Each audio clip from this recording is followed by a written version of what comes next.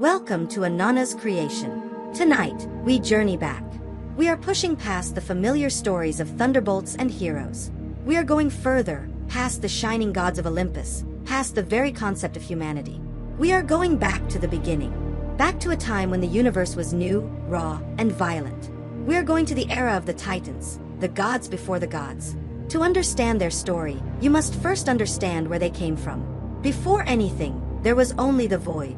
Try to picture it. Not darkness, because darkness requires an absence of light to exist. This was simpler and infinitely more vast. It was just the gap. A boundless, directionless, formless abyss. The Greeks called it chaos. From this infinite churning possibility, the first great battled as far beneath Gaia as the sky would one day be above her. With the stage set, the engine started, Eros. Not the chubby infant with a bow and arrow we see on greeting cards. This was the original Eros, the fundamental law of attraction. The cosmic drive. The non-negotiable, primal need for things to come together, to merge, to multiply, to create. Eros ensured that the universe would not remain empty. Finally, from chaos, came Erebus, the profound darkness that fills the spaces beneath the earth, and his sister, Nyx, the night, her cloak of shadow trailing behind her. Gaia existed, vast and stable, but she was alone. She looked up and saw only the swirling gloom of Erebus and Nyx. She longed for a companion, an equal, a covering that matched her scale.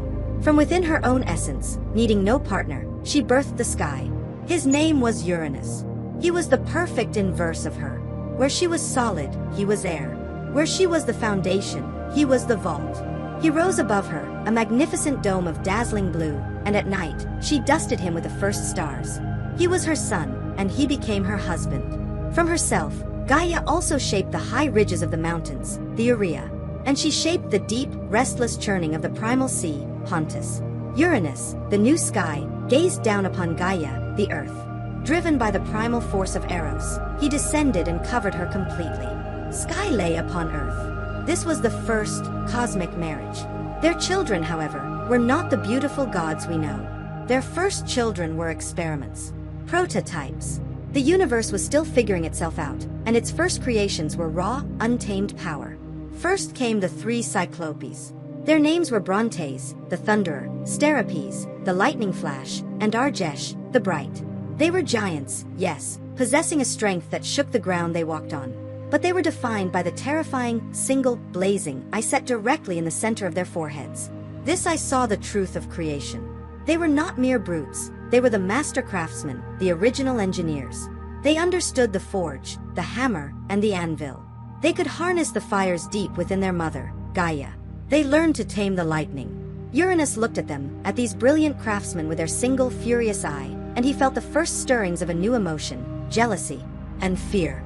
They were powerful, they were ugly by his standards, and he rejected them utterly. Then came the next brood, even more terrifying, an affront to the tidy shape Uranus desired for his cosmos. The Hecatomchirs, the Hundred-Handers. Their names were Cottus, Briareos, and Gyges. Imagine a creature of such impossible scale and strength that it seemed less a being and more a walking battle. 50 heads twisted from their massive shoulders, all screaming different thoughts, seeing in every direction. And sprouting from their torsos, 100 powerful, relentless arms. Their strength was absolute, chaotic, and uncontrollable. When they moved, the foundations of the earth fractured. Uranus, the starry sky, was supposed to be the great father, the protector of the new cosmos. But he was the first tyrant. He looked at these 6 children, the brilliant, one-eyed architects and the 100-armed forces of nature, and he was disgusted. He saw deformity. But beneath the disgust was the cold realization of a threat. He was the king, and kings do not tolerate rivals. He saw the power that could, and one day would, replace him. So, Uranus committed the first and greatest betrayal. As soon as these 6 monstrous children drew breath, he seized them.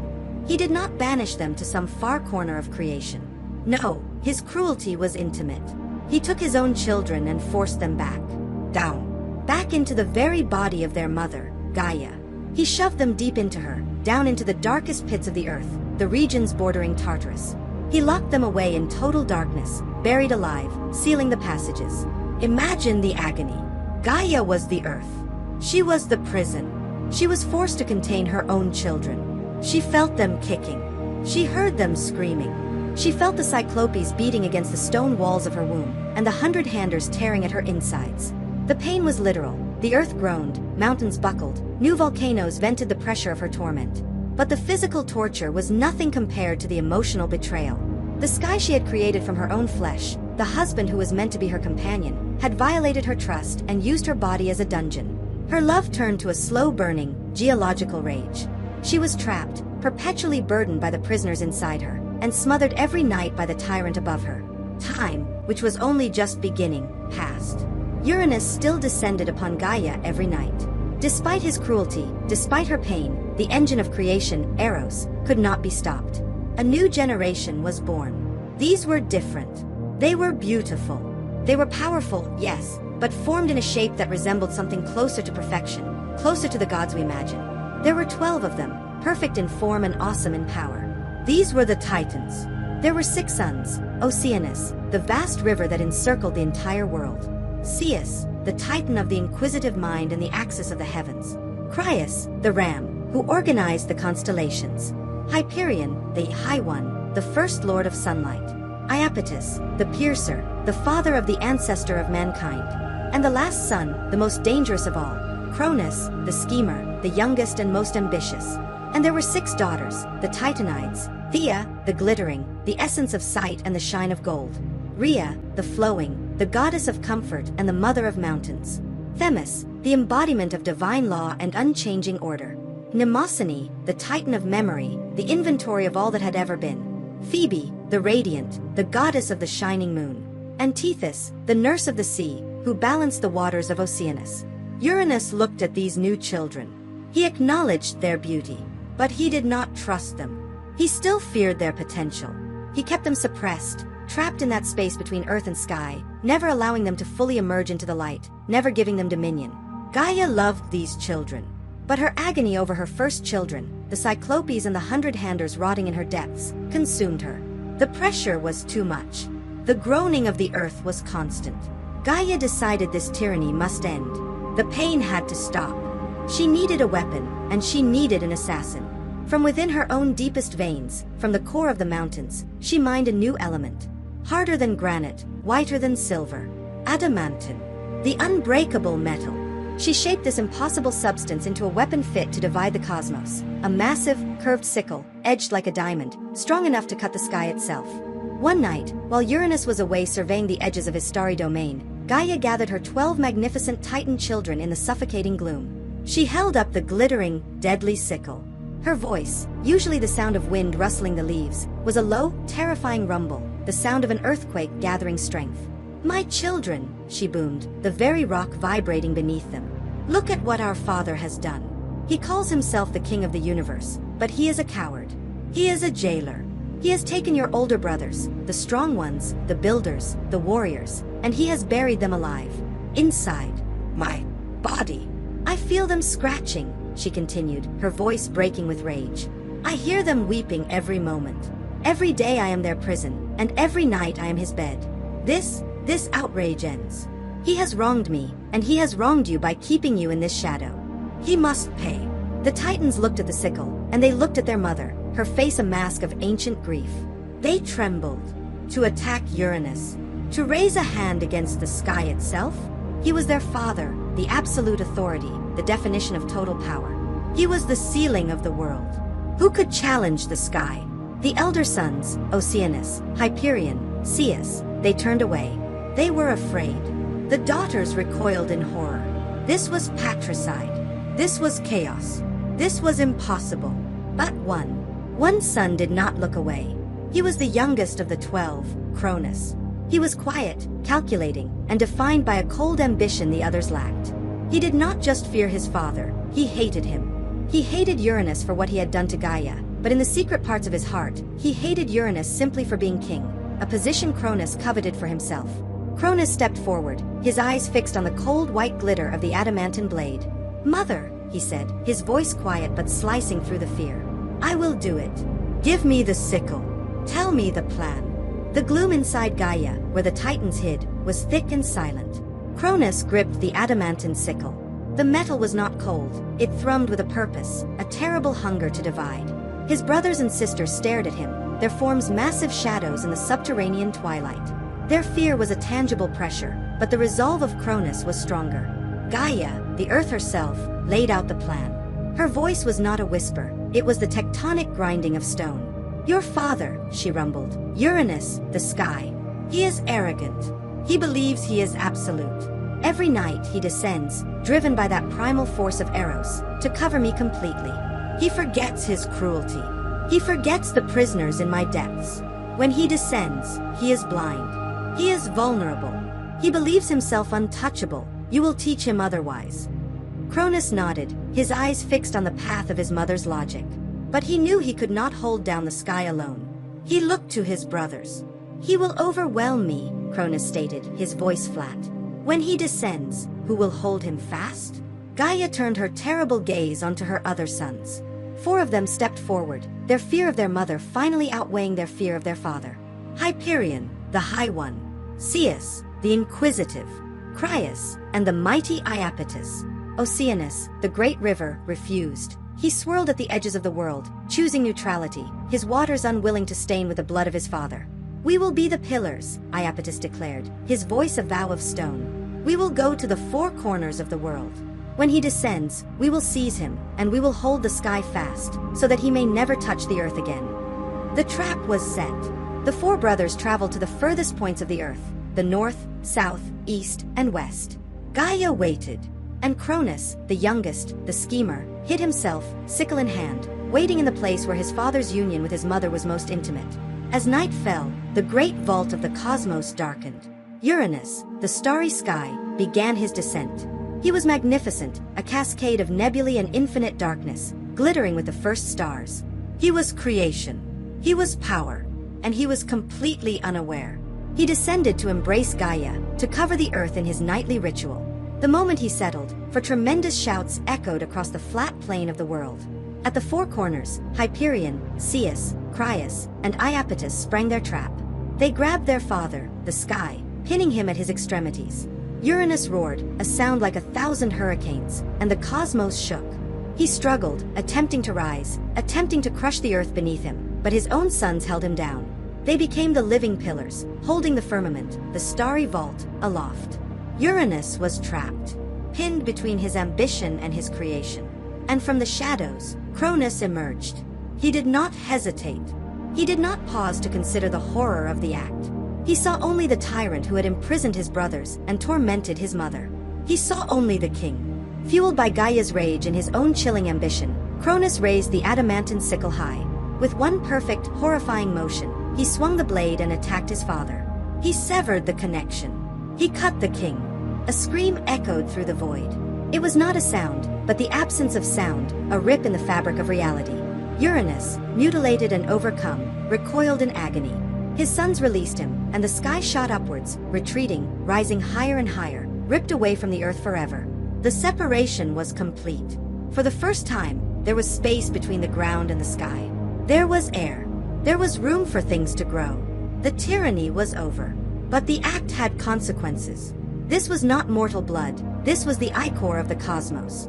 As Uranus retreated, screaming, his divine blood rained down upon the earth, upon Gaia. Where the black drops touched the soil, new life sprang forth, life born not of love, but of vengeance and pain. First came the Erinyes, the Furies. Winged creatures with serpents for hair and blood dripping from their eyes. They were the spirits of divine retribution, born to hunt down and punish any who committed crimes against their own blood. They were the eternal curse for the act Cronus had just committed. From the blood also sprang the giants, massive beings armored and warlike. And the Melian nymphs, the spirits of the ash trees, the wood from which the first spears would one day be made. The world was now seeded with vengeance and war. Cronus stood, breathing heavily, the sickle still in his hand. He watched the last of his father vanish into the upper ether. But the act was not finished.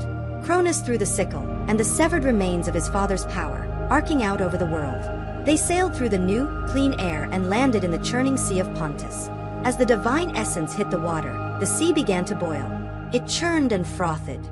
A vast patch of white sea foam, aphros, gathered on the waves. And from that foam, rising on a scallop shell, stepped the most beautiful, terrifying, and compelling force the universe had yet produced. She was Cytherea.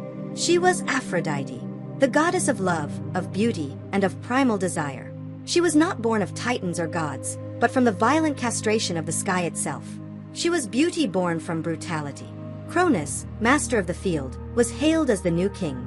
He had done the impossible. He had defeated the absolute. He looked at his brothers and sisters, the Titans, emerging from the shadows into the new world they had inherited. But as Uranus faded, his voice echoed back down, a final prophecy and a curse. "You have taken my throne by violence, my treacherous son," the voice of the sky boomed. "And you shall lose it the same way. Your own child, born of your own body, will rise up and cast you down, just as you have cast me down today." Cronus ignored the prophecy. He was the king. Gaia rejoiced. The weight of her oppressor was finally gone. But the weight of her children remained. "My son," she breathed, the earth sighing in relief. "You have freed me. Now, keep your promise. Free your brothers. Go down into the dark. Break the chains of Tartarus. Release the Cyclopes and the 100-handers. They have suffered long enough." Cronus looked at his mother. He held the sickle, the symbol of his new authority. He was the new master of the universe. He considered Gaia's request. The prophecy of his father echoed in his mind. He thought of the Cyclopes, with their mastercraft and their knowledge of lightning. He thought of the 100-handers, with their absolute, chaotic strength. They were monsters. They were weapons. And weapons, he reasoned, could be pointed at him. His father had imprisoned them out of fear. And Cronus, in that moment, understood that fear perfectly. He had promised Gaia he would free them. But he was king now.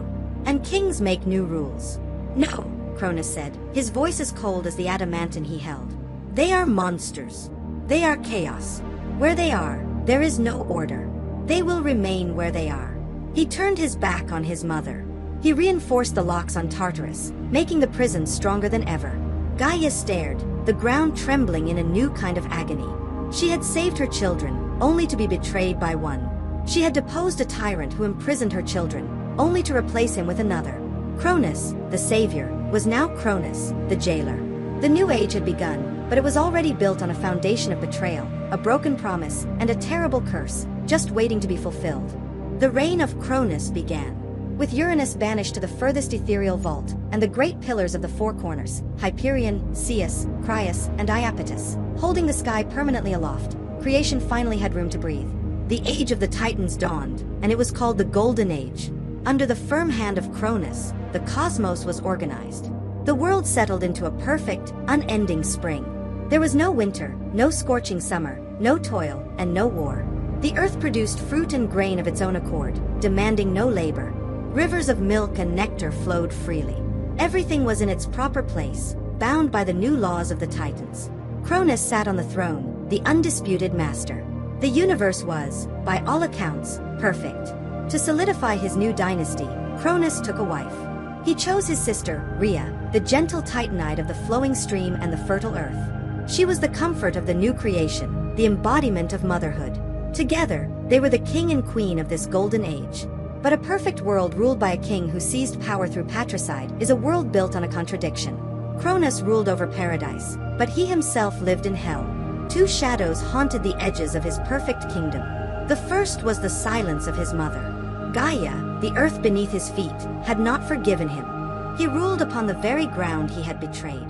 Every day, he walked on the grave of his broken promise, knowing that far beneath him, trapped in the darkness of Tartarus, the Cyclopes and the 100-handers remained chained. Gaia was patient. Gaia was watching. The second shadow was louder, the curse. The dying scream of his father, Uranus, echoed in his mind every time he looked at the sky he now commanded. "You shall be overthrown by your own child, just as you have overthrown me." Cronus, the master of order, became obsessed with this prophecy. He, who had brought perfect stability to the cosmos, would not allow a new cycle of chaos.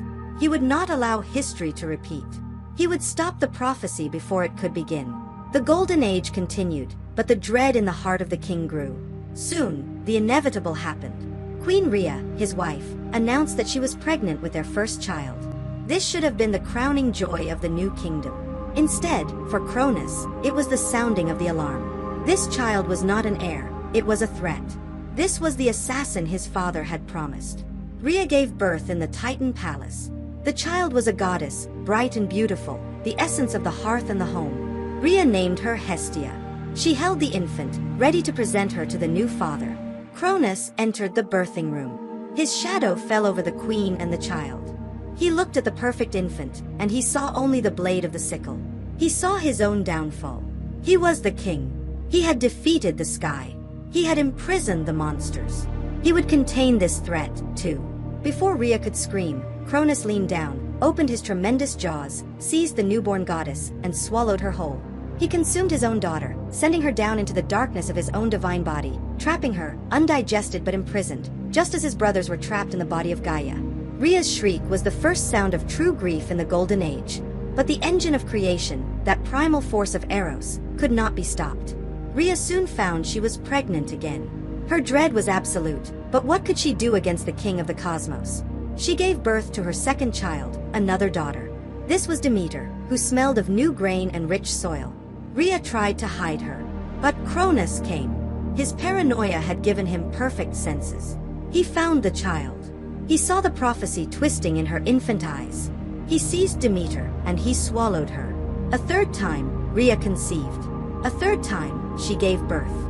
This was Hera, a goddess with the eyes of a queen, radiant and defiant even as an infant. Rhea pleaded. She begged her husband. Cronus did not listen to her words. He listened only to the echo of the curse. He took Hera, and he swallowed her. The perfect golden age was serene outside the palace walls, but within, the throne room echoed with the silent screams of a mother forced to watch her children consumed by their father. Then came the sons. Rhea gave birth to a dark-haired god, a son. This, surely, was the one Cronus feared. This must be the rebel. Cronus arrived, his face a mask of cold necessity. He seized the infant god, Hades, and swallowed him faster than the others, sending him down into the eternal abyss to join his sisters. And again, another son. This one strong, smelling of the salt and the storms of the sea. Poseidon. Cronus looked at this powerful new god, and his resolve only hardened. Order must be maintained. The cycle must be broken. He grabbed Poseidon and swallowed him. 5 children, born of the queen of the gods, and 5 children lost in the instant of their birth. Cronus believed he had won. He had defeated the prophecy. He had contained the rebellion, locking his potential usurpers inside a prison from which there was no escape, his own stomach. He had stopped the cycle. He was the king, and now he was king forever. Rhea was broken. She was hollowed out by grief. She watched her husband rule his perfect, sterile world, knowing he had devoured her entire family. She was the great mother, but she had no children. Then, Rhea found she was pregnant a 6th time. She knew the routine. She knew the cold look in her husband's eyes. She knew the terrible sound of his arrival. She felt the new life kicking inside her, and she knew she would rather tear the universe apart than let this last child suffer the fate of the others. Her grief, which had been a stagnant pool of despair, finally hardened into the rage of a mother. She would not lose this one. But where could she hide? Where can you run when your husband is the Lord of Time and the King of the Cosmos? Where can you flee that he cannot find you? She could not go up. That was the domain of the sky he had conquered. So, Rhea went down. She traveled to the very foundations of the world. She went to her mother, Gaia. She knelt on the dark soil and wept, telling the earth the story of the 5 consumed children. Gaia listened. The ground rumbled. Gaia, who had never forgiven Cronus for the betrayal of her first children, the Cyclopes, now heard that he had repeated the crime, devouring his own children. She had watched one generation of her grandchildren imprisoned in Tartarus, and another imprisoned in their own father. The king had gone too far. Gaia looked at her weeping daughter, and she saw her chance for vengeance. The prophecy of Uranus was not just a curse, it was a promise. You will have your child daughter, Gaia rumbled, the sound of mountains shifting. And this child will have his revenge. The tyrant will fall. I will see to it. Now listen, for here is the plan. Gaia, the earth, had made her decision. Her grandson, Cronus, the reigning king, was a tyrant and a traitor. He had broken his promise to her, and he had consumed his own children. He had sacrificed his family to prevent a prophecy that his own cruelty was now making inevitable. Rhea, desperate and pregnant with her 6th child, knelt before her mother, ready to listen. The plan Gaia conceived was one of pure deception, designed to strike Cronus at the heart of his greatest weakness, his arrogance. You will not give birth on the Titan throne, Gaia commanded, her voice the rumbling of deep stone. The king is vigilant there. You must travel, in secret, to the island of Crete. It is my land, a wild place of mountains and caves. There, I can shield you. There, The earth itself will hide your child from the sky." Under the cloak of Nyx, the night, Rhea fled the Golden Palace. She traveled across the sea, her journey hidden by the mists of her uncle Oceanus, who was weary of his nephew's brutal reign. She reached the shores of Crete and climbed the steep slopes of Mount Ida, finding the deep, dark cave Gaia had prepared for her. Attended only by the ancient nymphs of the mountain, Rhea gave birth. It was a son, a child of impossible vitality, crackling with an energy the cosmos had not felt since the first days. She named him Zeus. The moment the infant drew his first breath and let out his first cry, Gaia's plan sprang into action. Cronus ruled the cosmos, and his senses were sharp. A cry of a new god would echo across creation. Gaia summoned the Curetes, the armored warrior spirits of the mountain. They were loyal to the earth, not the Titan king. As Zeus cried, the Curetes began their ritual.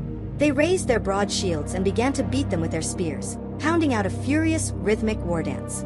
They shouted, they clashed, they drummed. The sound of their ritual warfare echoed through the gorges of Crete, a constant, chaotic din that perfectly masked the sounds of the infant god. To the rest of the world, it sounded only like the earth shifting, like the chaos of a distant battle, a noise Cronus ignored. The child needed sustenance. Gaia provided a nurse, the divine goat Amalthea. From her, Zeus drank the richest milk, the ambrosia of the earth, growing impossibly fast, his divine strength compounding daily. From her horn, which later broke off, would come the cornucopia, the horn of plenty, a symbol of the unending sustenance he received in that cave. But Rhea knew she could not stay. Cronus would be waiting. His paranoia would peak. She had to return, and she could not return empty-handed. Her heart broke at the thought of leaving her only living son, but Gaia's logic was iron. "You must return to the tyrant," Gaia instructed. "And you must give him what he expects. He is so blinded by his fear that he no longer sees what he destroys. He tastes only the prophecy, not the child." Gaia, the earth, offered up a large, oblong stone from the mountain. It was dark, jagged, and heavy, roughly the size and weight of a newborn infant. This was the Omphalos stone, the stone that would mark the center of the world. "Wrap this," Gaia commanded. Rhea took the cold, lifeless rock. She wrapped it in the same luxurious swaddling clothes she had prepared for her son. She put on her mask of grief, a mask that was agonizingly real, for she was abandoning her child to fate, just to save him. She clutched the heavy bundle and began the secret journey back to the Titan Palace. Cronus was waiting. He sat on the throne, the silent golden age continuing around him, but his mind was fixed only on his wife. When Rhea entered the throne room, he rose, his shadow covering her. "The time has come," he boomed. His voice was not a question. "Give me the child. Let this business be finished." Rhea, her body shaking with a mixture of terror, grief, and a new cold fury, held out the bundle. "It is a son, my lord," she whispered, her voice choked with tears. "He is powerful. Please." Cronus scoffed at her plea. "Please" was the sound of weakness. He was the king. He was saving the universe from the chaos this child represented. He snatched the bundle from her arms. He didn't bother to look. He didn't pull back the cloth. In his arrogance, he believed the prophecy was a simple matter of consumption and containment. He felt the weight in his hands, assumed it was the child, and felt only the relief of the end of the threat. Blinded by his paranoia, convinced of his victory, Cronus, king of the Titans and lord of the Golden Age, opened his mouth wide and swallowed the swaddled stone in one tremendous gulp. He felt the jagged rock descend, tearing down his divine throat. It was a pain far sharper than the soft infants he had consumed before. But Cronus welcomed the pain. He believed it was the agony of the prophecy dying. He believed the strength of this child was simply the final, violent gasp of the curse. The stone settled heavily in his gut, joining the 5 living gods already trapped in that darkness. It was done. Cronus sat back on his throne. He had defeated fate. He had secured his reign forever. The Golden Age was safe. Rhea watched him. She saw the satisfaction on his face, the arrogance of a tyrant who believed he had swallowed his destiny. She turned and left the throne room, her face a mask of perfect sorrow, but her heart a core of solid iron. She had lost 5 children to his gullet, but she had given him a rock for the 6th. Far away, in the cave on Crete, hidden by the earth and masked by the clash of steel, the last son of Cronus, the true future of the cosmos, drank deep of the divine milk and grew stronger, waiting for the day he would answer the cries of the brothers and sisters trapped inside his father. The rebellion had begun. While Cronus ruled his perfect, sterile golden age, convinced that fate itself was locked within his own stomach, the prophecy he feared was growing to manhood. On the wild mountains of Crete, shielded by Gaia's earth and masked by the war dance of the Curetes, Zeus grew at a divine pace. Days were years. He drank the ambrosia milk of the goat Amalthea and was trained by the armored nymphs and warrior spirits of the mountain. He was not raised as a prince, he was raised as a weapon. His nurses taught him combat, and the rumbling voice of his grandmother Gaia, speaking to him from the stone of the cave, taught him his history. He learned of his father's paranoia. He learned of the castration of Uranus. He learned of the curse. And most importantly, he learned of the 5 siblings he had never met, living half-lives as prisoners, trapped within the body of their own father. Zeus inherited his father's ambition, but he was fueled by his mother's vengeance. His destiny was clear. He had to liberate his family and break the static, terrified order Cronus had imposed on the cosmos. When he reached the fullness of his divine power, strong, cunning, and crackling with raw, storm-like energy, he knew he was ready. But he also knew that brute strength was not enough. Cronus was the king of the universe, surrounded by the awesome power of the other titans. To attack him directly was suicide. He needed strategy. He needed an insider. Following the advice of Gaia, Zeus sought out the wisest of the younger generation, a Titanide who lived not at the court, but in the deep streams of the world, Metis, the daughter of the Titan Oceanus. Her name meant cunning intellect, and she was the living embodiment of strategic thought. Zeus, the god of raw power, confronted Metis, the goddess of intellect. He told her who he was, and what he intended to do. Metis listened. She too had lived her entire existence under the Golden Age, an age she recognized as a stagnant, paranoid peace, frozen by a tyrant's fear. She saw in Zeus the chaotic spark of new creation, the change the universe required. She saw the fulfillment of the curse that all the Titans secretly whispered about. Intellect allied itself with power. She agreed to help him. You cannot fight your father while your siblings, your army, are still his prisoners, Metis warned. A direct assault will fail. You must first liberate them. You cannot cut them out, for they live within him. You must force him to give them back. Metis, the master of subtle chemistry and thought, retreated to her hidden streams. She brewed the most powerful emetic the cosmos would ever know. It was a potion mixed with mustard and charmed wine, a concoction designed not to kill the immortal king, but to create such a cosmic sickness within him that he would be forced to reverse the very act that defined his reign. Now, they needed to administer it. Cronus trusted no one. Metis devised the final step of the infiltration. Zeus, whose face was unknown to the Titan court, would be the instrument. Disguised as a traveler, a minor god from a forgotten corner of creation, Zeus journeyed to the Titan palace. Metis, as a trusted daughter of Oceanus, gained an audience with the king and presented this powerful, charismatic stranger, recommending him for a position of high honor, the new royal cupbearer. Cronus, arrogant and secure, saw only a strong, efficient servant. He had swallowed his destiny years ago. This new face was of no consequence. He hired his hidden son. 4 months, Zeus served his father. He poured the nectar for the king who had devoured his family. He stood inches away from the tyrant, studying his habits, his pride, his absolute, blind confidence. He held his rage in check, serving the monster while waiting for Metis to signal that the time was right. The moment came during a great feast, celebrating the unending prosperity of the Golden Age. The Titans were gathered. Cronus was laughing, boasting of the perfect stability he had enforced. Metis gave the signal. Zeus retrieved the vial she had smuggled to him and mixed it into the king's personal cup. He approached the throne, bowing low. "My lord Cronus, master of the universe," Zeus said, his voice steady. "To honor your perfect reign, I have procured a rare vintage, a special nectar from the hidden streams of Oceanus. It is said to grant clarity and reinforce the power of the one who drinks it. It is worthy only of you." Cronus, flattered and arrogant, saw only the obedience of his servant. He took the cup. He trusted the prison of his own stomach, the fortress that had never failed him. He raised the cup high in a toast to himself, and he drained it in one drink. The effect was instant and catastrophic. Metis's potion went to war with the divine essence of the king. Cronus choked. The golden nectar turned to acid in his throat. His body seized, a cosmic convulsion that shook the foundations of the palace. The Golden Age stalled. The king collapsed from his throne, seized by a supernatural nausea. His stomach, the unbreakable prison, betrayed him. He retched, the sound echoing like a mountain collapsing. The first thing to fly from his mouth, clattering onto the marble floor, was the omphalos stone, the jagged rock Rhea had fed him, still wrapped in its decaying swaddling clothes. The Titans stared in horror. Cronus bellowed, gripped by an agony he had not felt since the sickle of his mother. He retched again. But this was not an infant. From his throat emerged a fully grown god. Poseidon, lord of the sea, burst forth, landing on his feet, dripping with the darkness of his prison, his hand already grasping a shimmering trident. Before Cronus could breathe, he vomited again. Hades emerged, pale, regal, his eyes burning with a cold darkness, the master of the unseen wealth of the earth. And again, Hera, a majestic queen, fully adult, her eyes blazing with the fury of a lifetime spent in darkness. And again, Demeter, the golden goddess of the harvest, looking at her father with profound sorrow and rage. And last, the first one he had swallowed. Hestia, the goddess of the hearth, emerged, gentle but whole, the eldest and the final prisoner freed.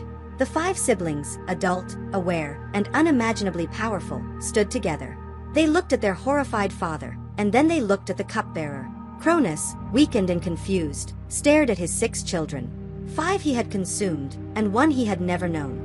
Zeus shed his disguise, his divine energy crackling around him, the storm breaking free. He stood beside his brothers and sisters. The prophecy was alive. The Olympians had arrived. "Father," Zeus boomed, his voice the sound of the coming thunder. "We are the destiny you tried to swallow. Your golden age is over." The scene in the Titan throne room was not a conversation, it was an explosion. The 6 children of Cronus, the Olympians, stood united. 5 had emerged fully formed from the darkness of their father's prison, bearing a chilling, adult rage. The 6th, Zeus, stood radiant with the hidden power of Crete, his disguise as a humble cupbearer dissolving into the majesty of a king. Cronus roared. It was the sound of a universe breaking its own rules. This was impossible. He had swallowed the prophecy. He had secured the golden age. Yet here was his destiny, multiplied by 6, standing on his palace floor. He attacked. The war did not wait for a declaration, it simply began. The palace on Mount Othrys, the seat of Titan power, shattered as the new gods clashed with the old king. The 6 Olympians, knowing they were outnumbered by the full generation of Titans, fought their way clear. They fled their birthplace and ascended a new peak, a mountain that touched the heavens, establishing their own fortress, Mount Olympus. From these 2 peaks, Othrys and Olympus, the lines were drawn for the war that would decide the cosmos. Cronus rallied his family. His brothers, the great pillars who held the sky, Hyperion the Bright, Zeus the Inquisitive, Crius, and Iapetus, sided with him. They were the establishment. They were the old order, and Zeus was a violent revolutionary threatening their perfect, static world. The sons of the Titans also joined their fathers. The most powerful among them, Iapetus' son, the mighty Atlas, was named general of the Titan armies. But Zeus did not stand alone. While his siblings, Hades, Poseidon, Hera, Demeter, and Hestia, were his core alliance, 2 crucial Titans betrayed their own kind. The Titanide Themis, the embodiment of divine law, and her mother Mnemosyne, who was memory itself, both abandoned Cronus, sensing that his paranoid reign was an aberration, not true order. And most critically, the 2 sons of the Titan general Iapetus, Prometheus, whose name means foresight, and his brother Epimetheus, or afterthought, defied their own father. Prometheus, whose mind could see the branching pathways of the future, knew that Cronus was doomed by his own history. He saw that Zeus was the inevitable victor. Prometheus chose the winning side, bringing his keen intellect to the war council of the Olympians, joining the cunning strategist Métis.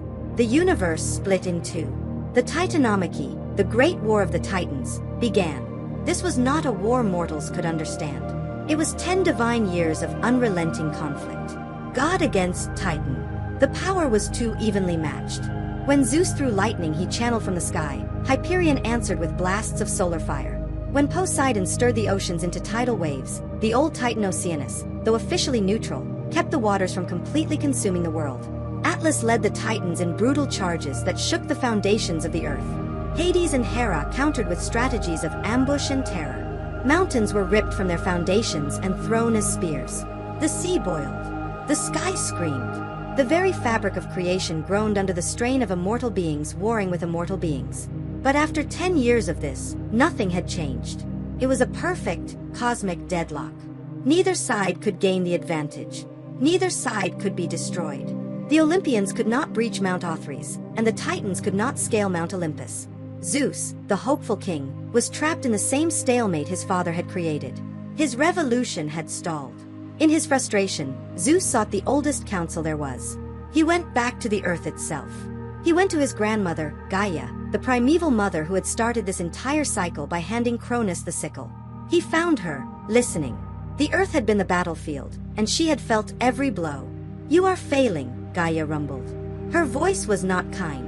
It was the sound of bedrock, weary of the arrogance of the gods. "You are a fool, in the same way your father was a fool. You fight power with equal power. You forgot the beginning.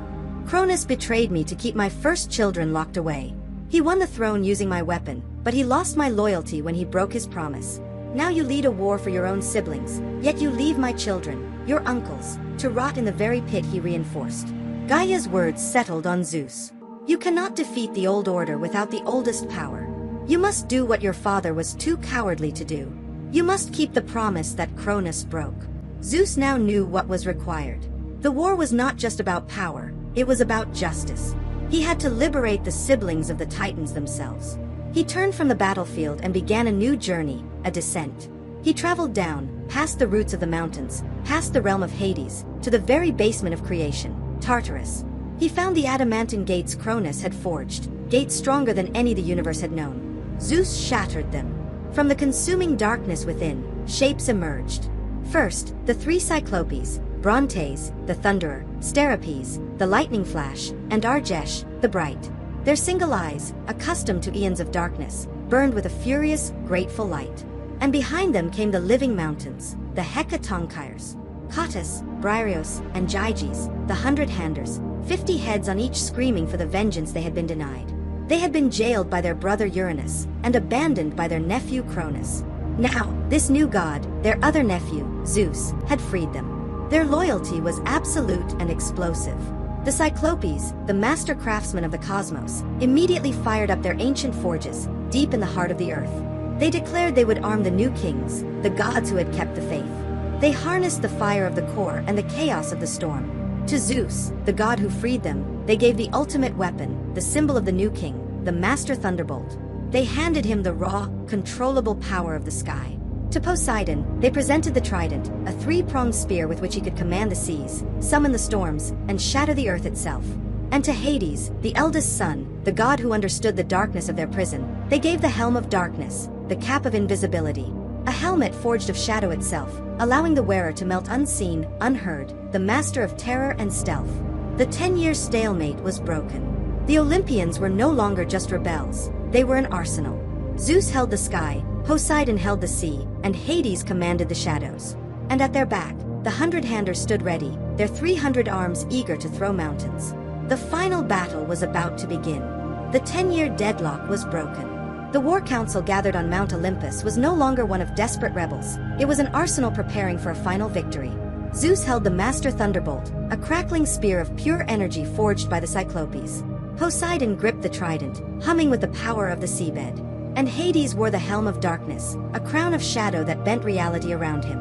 At their back, the Cyclopes manned their new forges, and the three Hecatonkires, the 100-handers, flexed their 300 collective arms, eager to repay millennia of imprisonment.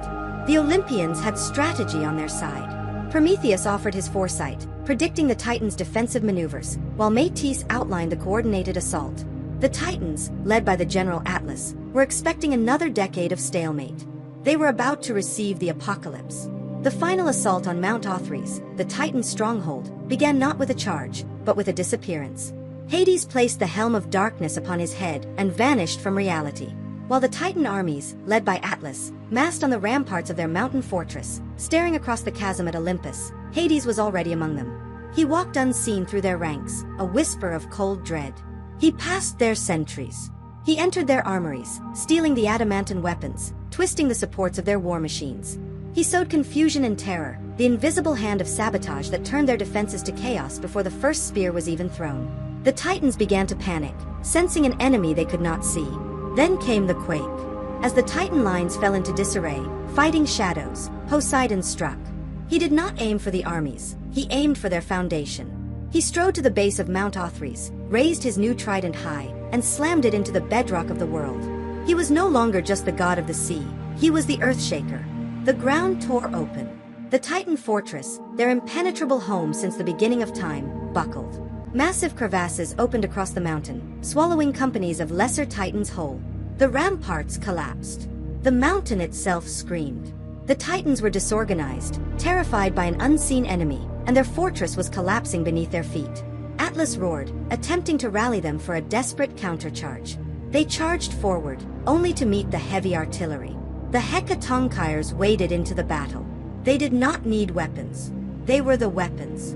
Cottus, Briareos, and Gyges, in a unified, terrifying rage, began to tear the landscape apart. With their 300 arms, they ripped the peaks off the neighboring mountains. They began to hurl boulders the size of cities, unleashing an avalanche of stone, hundreds at a time, raining down on the charging Titan army. It was an impossible bombardment. The Titans, who fought with brute strength, were crushed by the brute strength of the earth itself. The main army was pinned down, buried, and broken under an unending volley of granite. And into this chaos, the shadows, the earthquake, and the avalanche, came the storm. Zeus took to the sky. He was the son of the king, but he commanded the weapon of the original Sky Father, Uranus. He unleashed the Master Thunderbolt. This was not the random lightning of a storm. This was focused, divine ordnance. He soared above the battlefield, a general commanding the air. He hurled bolt after bolt. The lightning incinerated the Titan generals. Hyperion, the Titan of light, was struck down, his own fire extinguished by the superior brightness of the bolt. Iapetus, the piercer, was blasted from the crumbling peaks. Only two remained, standing amid the total ruin of their world: Atlas, the general, and Cronus, the king.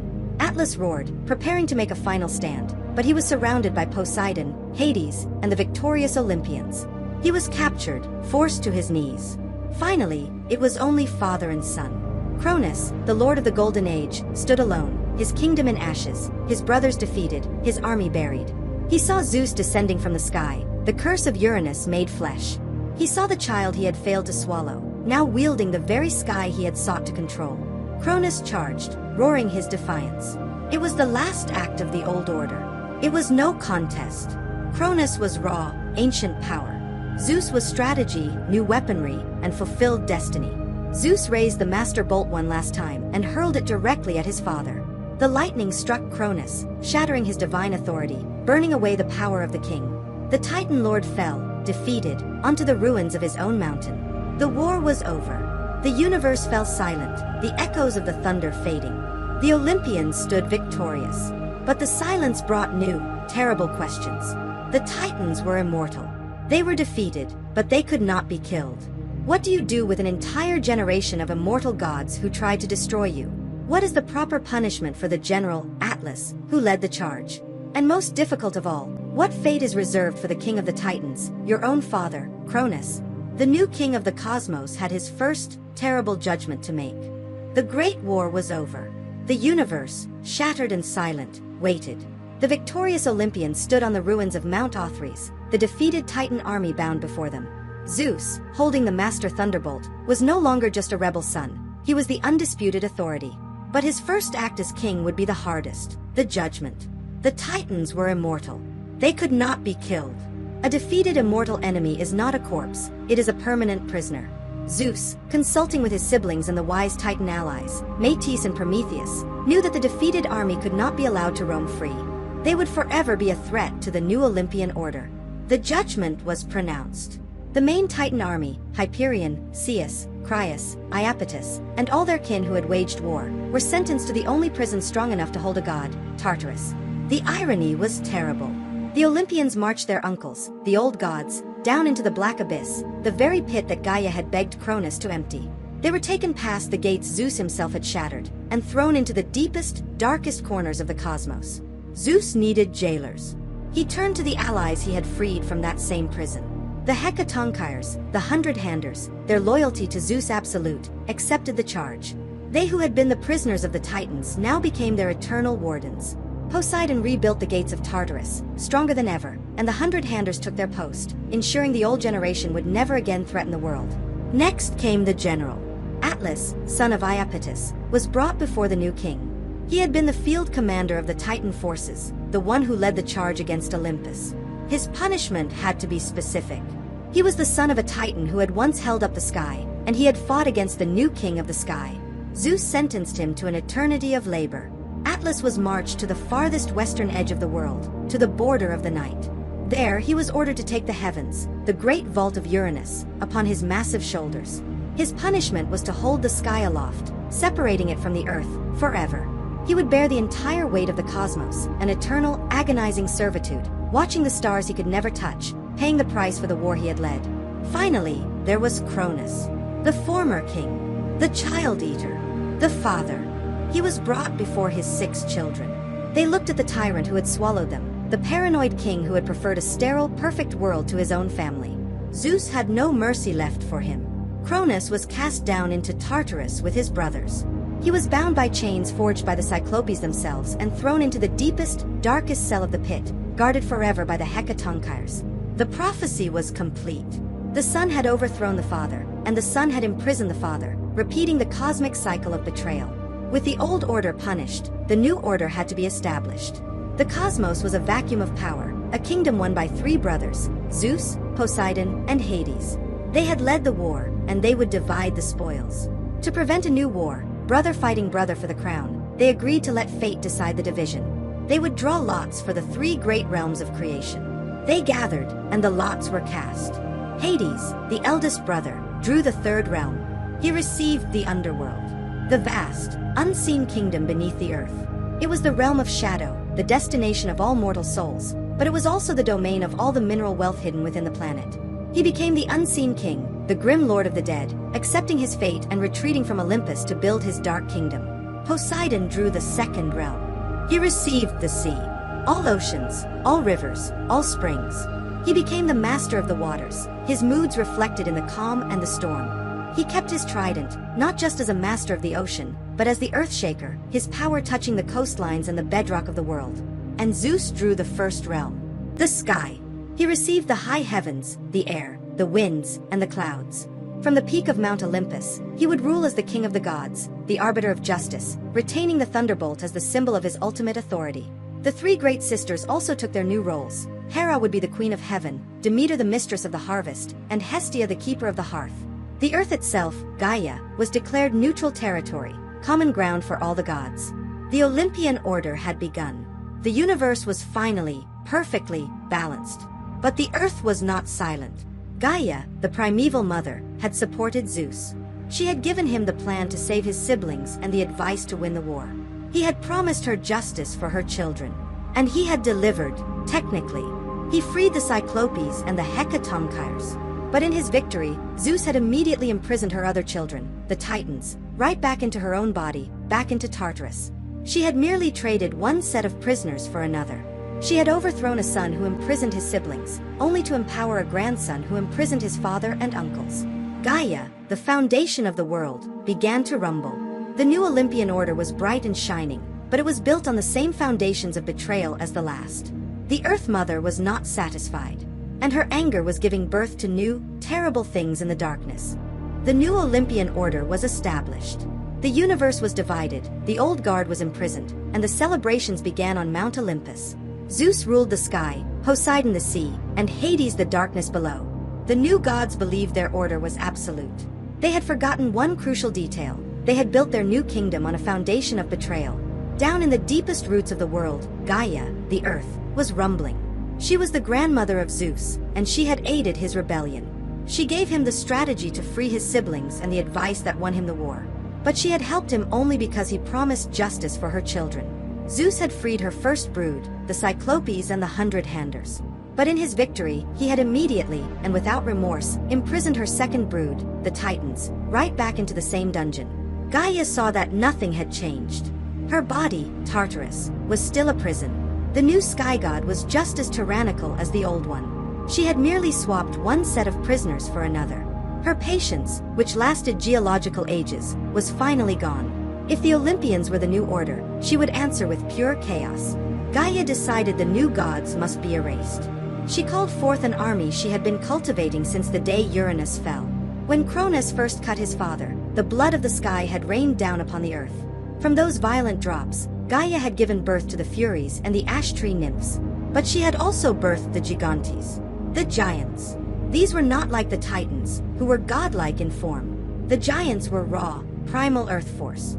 They were monstrous beings of terrifying scale, with wild hair, thick muscles, and instead of legs, coiling, venomous serpents. They were the raw, untamed strength of the planet itself, born of the anger of the sky and the pain of the earth. She awakened them. Their leaders were Porphyrion, their king, and Alcyonius, the eldest, a giant who was bound by an ancient magic. He was immortal, but only as long as he remained touching the soil of his homeland. At Gaia's command, the giants declared war. This was not a battle between dynasties. This was Earth declaring war on heaven. The giants marched, and in the most famous act of defiance the cosmos had ever seen, they began a direct siege on Mount Olympus. Because they could not fly, they decided to build their way to the gods. They ripped Mount Pelion from its foundations and, with impossible strength, stacked it on top of Mount Ossa, creating a massive siege ramp of mountains, a pathway for chaos to storm the gates of order. The Olympians, stunned by this new assault, rushed to their defenses. Zeus hurled his thunderbolts. Poseidon struck with his trident. Ares, the new god of war, and Athena, the goddess of strategy, led the defense. But something was terribly wrong. When Zeus blasted a giant, the creature would fall, scorched and broken, only to be healed instantly by the earth he lay upon. Gaia, their mother, was regenerating her army. The Olympians could not win. Themis, the titan of law who had sided with Zeus, delivered the dire prophecy that explained their failure. "It is decreed," she cried over the battle. "The Gigantes are children of the earth. They cannot be defeated by the gods alone. This new order will fall unless a mortal hand strikes the killing blow against them." Immortal.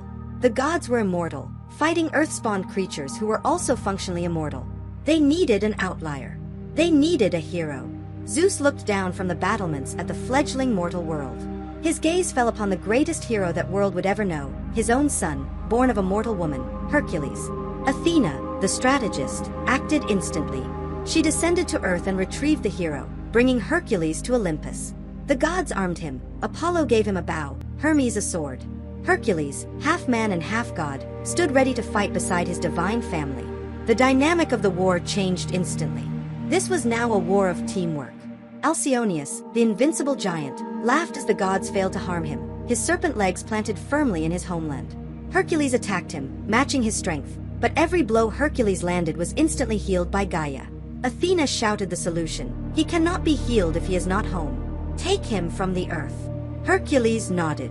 Ignoring the giant's blows, he grabbed Alcyoneus in his legendary grip, lifted the entire monster clear off the ground, and dragged him, kicking and screaming, across the border, far away from his native soil. Separated from the power of his mother, the giant's immortality vanished. Hercules raised his club and finished the fight.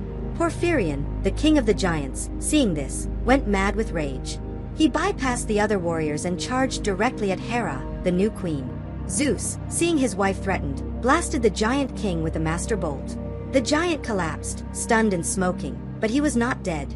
Hercules stepped forward, drew his bow, and fired a mortal arrow deep into the giant's heart, delivering the killing blow prophecy required. This pattern repeated across the battlefield. God and hero, fighting as one. Poseidon would pin a giant with the trident. Hercules would strike the final blow. Apollo would blind one with light. Hercules would finish him. The siege ramp of stacked mountains collapsed.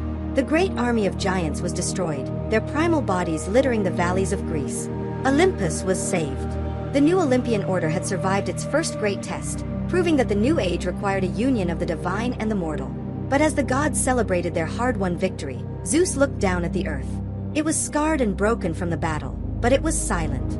Too silent. Gaia's army was dead. Her rage, however, was not. She had failed to defeat Zeus with the Titans. She had failed to defeat him with the giants.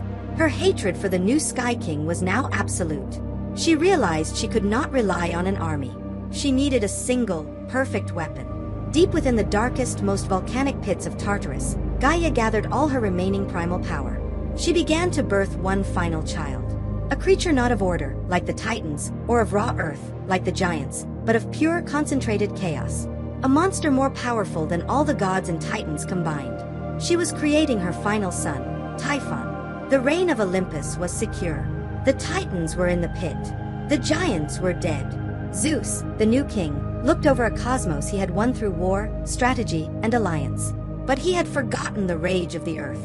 Gaia, his grandmother, was consumed by a hatred deeper than the abyss itself. Her army of Titans had been jailed by her grandson. Her army of giants had been slaughtered by her grandson and his mortal champion. She had failed twice. She would not fail a third time. She decided that if order was to be truly broken, she could not rely on an army. She must create an apocalypse. Gaia descended into the darkness. She went past her prison children, past the gates of Tartarus, and she went to the pit itself. the Earth Mother coupled with the formless abyss. From this unnatural, terrifying union of planet and void, her final son was born. His name was Typhon. He was not a god. He was not a titan. He was the father of all monsters. When he stood, his head brushed the stars. His arms, when outstretched, touched the rising and setting sun. Instead of 10 fingers, 100 hissing dragon heads sprouted from his wrists. Below his waist, his legs were not legs, but 2 massive, coiling vipers, their scales scraping the mountains as he moved. Fire burned in his eyes, and lava dripped from his mouth. When he spoke, it was every sound of chaos at once. The hiss of 1,000 snakes, the roar of a lion, the bellowing of a bull, the barking of wild dogs. He was born for one purpose, to destroy Zeus and unmake the Olympian order. Typhon erupted from the earth and stormed Mount Olympus. The Olympian gods, fresh from their victory over the giants, looked out from their halls and saw him coming. This was not an enemy they understood. This was not an army they could fight. This was chaos given flesh. The gods of Olympus panicked. Their courage broke. Forgetting their oaths, forgetting their king, they fled. In their terror, they ran to the farthest corner of the world, Egypt, and disguised themselves, hiding their divinity by turning into animals. Apollo became a hawk. Hermes, an ibis. Hera, a white cow. Ares, a wild boar. The entire pantheon abandoned their king, scattering like prey. Only Zeus stood his ground. At his side, Athena, the goddess of wisdom, refused to flee, but she knew this was not a battle strategy could win. This was a duel for existence. King of the sky versus the son of the abyss. Zeus unleashed his thunderbolts. Typhon roared, and the force of his voice shattered the lightning in midair. The monster attacked. He coiled his massive viper legs around Zeus, pinning him. His 100 dragon heads bit and clawed, tearing at the god. Before Zeus could counter, Typhon used his claws to do the unthinkable. He reached into Zeus's arms and legs and ripped out the sinews, the divine tendons that gave the god his strength and movement. Zeus, the master of the sky, collapsed. He was powerless, crippled. He was still immortal, still the king of the gods, but he was now just a body that could not move. Typhon roared in victory.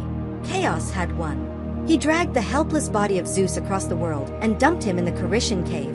To ensure his victory, Typhon hid the severed sinews under a bearskin, leaving them in the care of a dragon nymph named Delphine. Typhon now ruled the cosmos. The universe fell silent, smothered by the monster. The gods remained in hiding, their king defeated. This was the darkest hour. But 2 gods refused to accept this new reality. Hermes, the clever god of thieves and messengers, and his companion, the goat god Pan. They would not let the cosmos fall. On a moonless night, they snuck away from the other hiding gods and journeyed to the cave. They needed the sinews. Pan let out a sudden terrifying scream, a panic, that momentarily terrified the dragon guard, Delphine. In that instant of confusion, Hermes, moving faster than thought, slipped past her, grabbed the bundle of sinews, and vanished. They found their crippled king. Painstakingly, Hermes, the god of healers, re-implanted the sinews into his father's body, stitching the god back together. Zeus healed. His power returned. But it was no longer just the power of a king. It was the absolute, focused rage of a god who had been mutilated and humiliated. He flew back to Olympus, grabbed his entire arsenal of master bolts, and mounted his war chariot. The rematch began. This time, Zeus did not wait. He attacked from the sky, unleashing storms of thunderbolts, hundreds at a time, raining down on the monster. Typhon roared and fought back, tearing up entire mountains and throwing them as weapons. But Zeus was too fast. He dodged the molten peaks, circling the monster, burning the 100 dragon heads, searing the viper legs. He boiled the sea around Typhon as the monster fled. Zeus hounded him across the world. The monster, bleeding fire and howling, was finally cornered near Sicily. Typhon tried to throw one last weapon. He grabbed the entire island of Mount Etna, lifting it high. As the monster strained, Zeus hurled a final, overwhelming volley of thunder. The bolts struck Typhon, vaporizing his strength. The monster stumbled, and Zeus slammed the entire mountain down on top of him. Typhon was defeated. He was trapped. He is immortal, the son of Gaia and Tartarus, so he cannot die. But he is buried alive.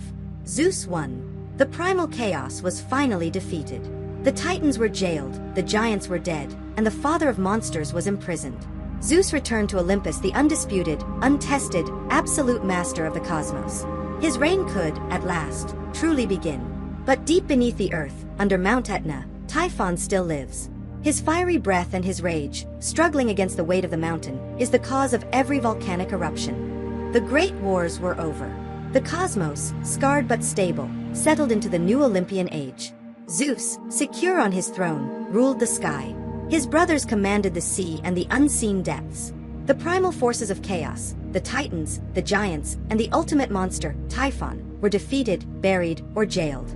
The universe was finally, truly, in order. But the earth, the common ground ruled by no single god, was empty. It was a beautiful stage without actors. Zeus decided that the world needed inhabitants, creatures that would live and die under the gaze of the new gods. For this delicate task, he did not turn to his Olympian siblings. He turned to the only titans he trusted, the two brothers whose foresight and cunning had helped him win the war. Prometheus, whose name means foresight, and his brother Epimetheus, whose name means afterthought. Zeus commissioned the two Titan brothers to populate the earth, to shape the creatures that would inherit the land, sea, and air. Epimetheus, impulsive, joyful, and eager, begged his brother to let him handle the distribution of gifts. "You are the planner, brother," he argued. "Let me handle the creation. It is a thing of passion. You can come later and inspect my work, and create the final piece." Prometheus, trusting his brother, agreed. Epimetheus set to work with pure, chaotic joy. He mixed the clay of Gaia and the waters of the world and began to sculpt. He made the lion, and gave it the gift of courage and terrible claws. He made the eagle, and gave it the gift of divine sight and hollow bones for flight. He sculpted the bear, and gave it the gift of thick fur against the cold and immense strength. To the deer he gave speed, to the turtle an impenetrable shell, to the fish gills to breathe the water, to the birds the beauty of song. Epimetheus was a frantic and generous creator, ensuring that every single animal was perfectly adapted, perfectly armed, and perfectly protected, guaranteeing its survival. When the world was teeming with life, Epimetheus sat back, exhausted and proud of his work. It was then that Prometheus arrived. "You have done well, brother," the Titan of foresight said, looking over the vibrant world. "Now it is my turn."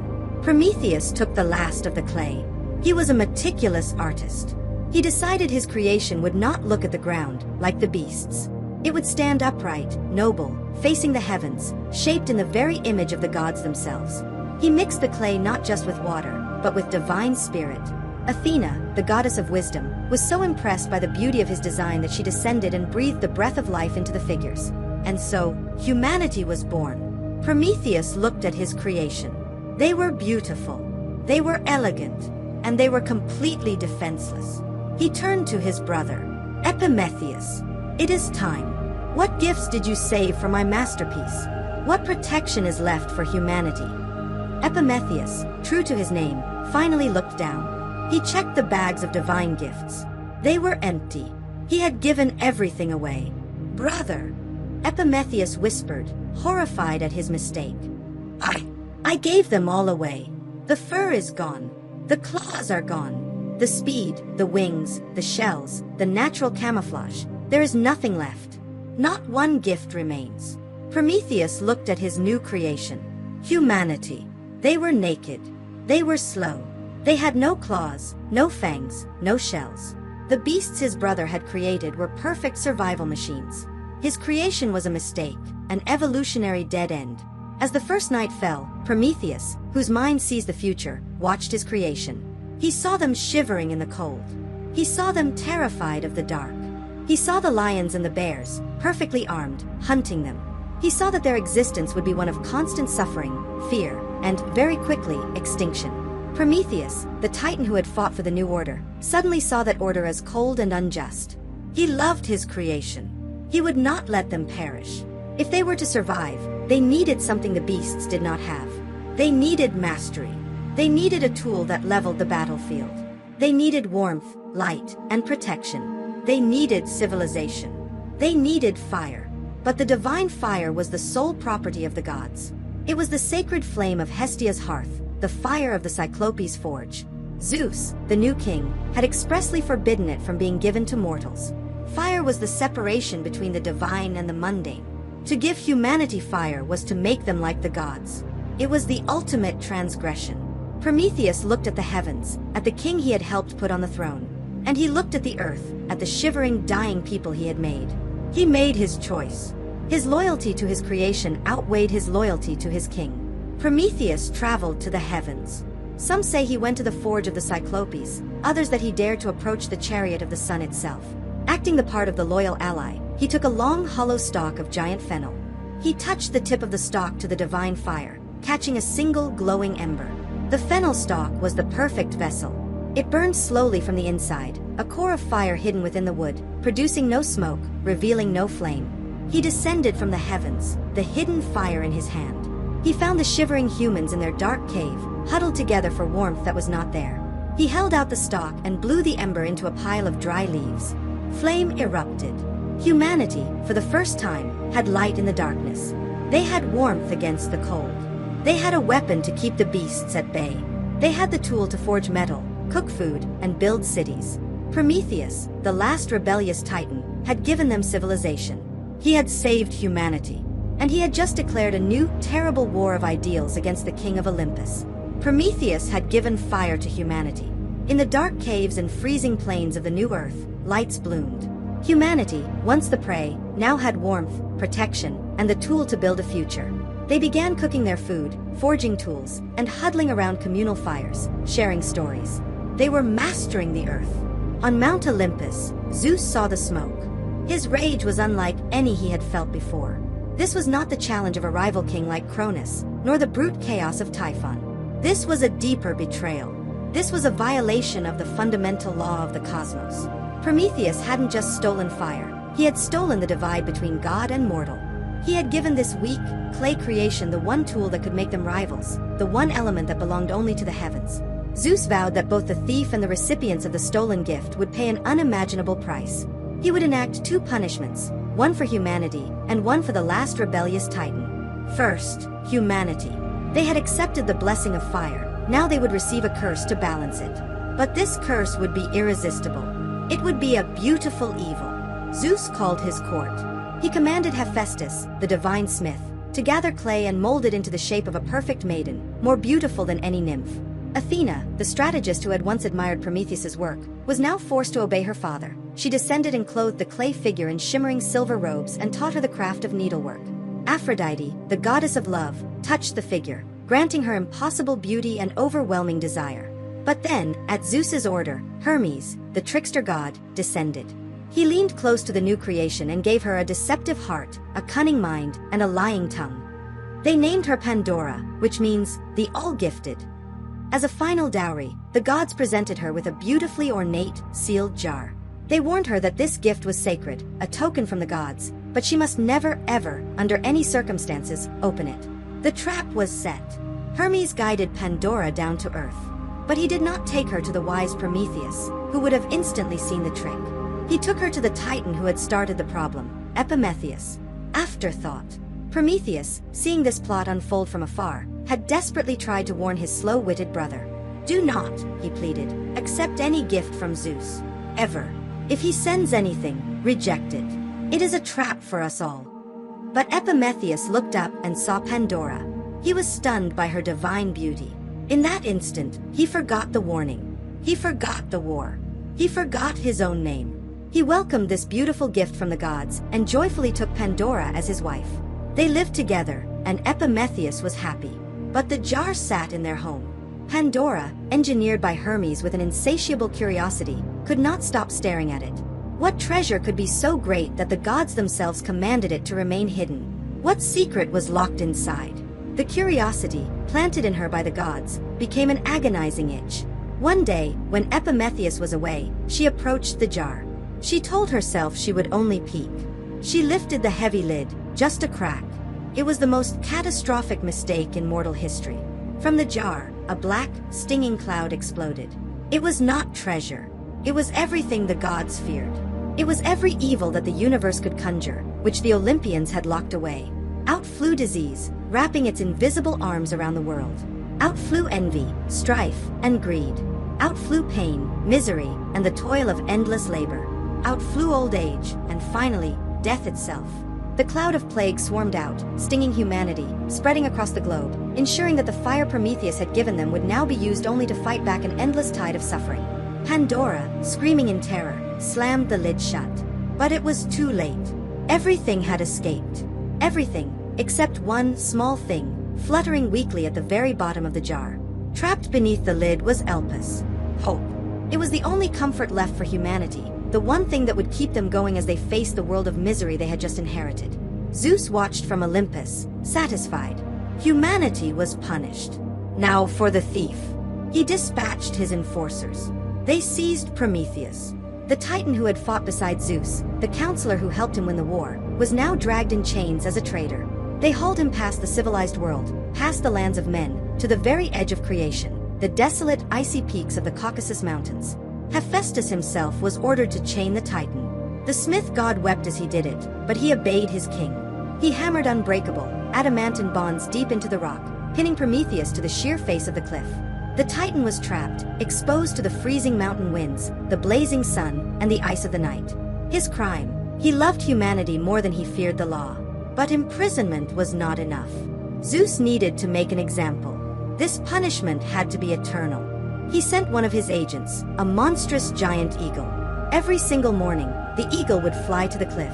It would land on the bound Titan's chest, and with its razor-sharp beak, it would rip open Prometheus's abdomen. All day long, the eagle would feed, tearing out and consuming the Titan's immortal liver. Prometheus, a god, could not die. He could only feel the agony.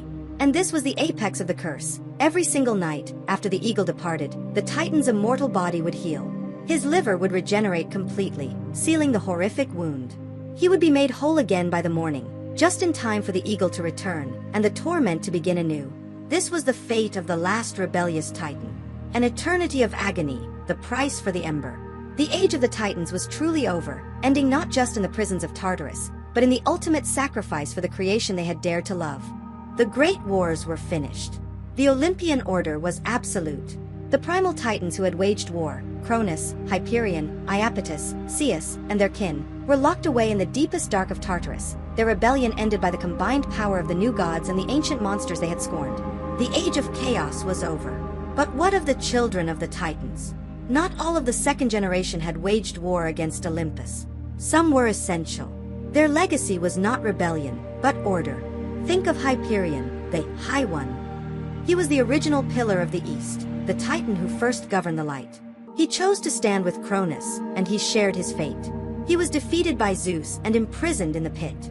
But his children, born to his wife and sister Thea long before the war, were different. They were not warriors, they were fundamental forces of the cosmos. Zeus, in his new, ordered universe, did not imprison them. He could not. Instead, he bound them to the most important and relentless jobs in creation. They would become the clockwork of the new world. The eldest son of Hyperion was Helios. He was the sun. While Zeus ruled the authority of the sky, the storms and the air, Helios was given the physical, grueling task of moving the light. Every single day, from his magnificent golden palace in the far east, near the lands of Colchis, Helios would awaken.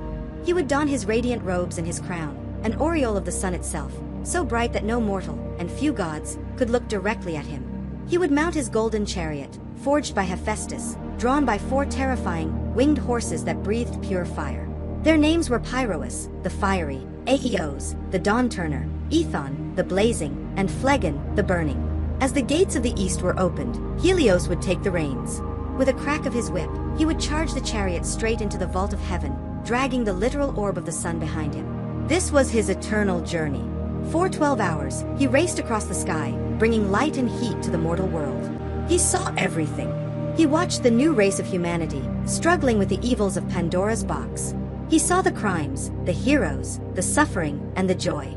He was the all-seeing eye of the cosmos, but he could never intervene. At dusk, his terrible journey would end.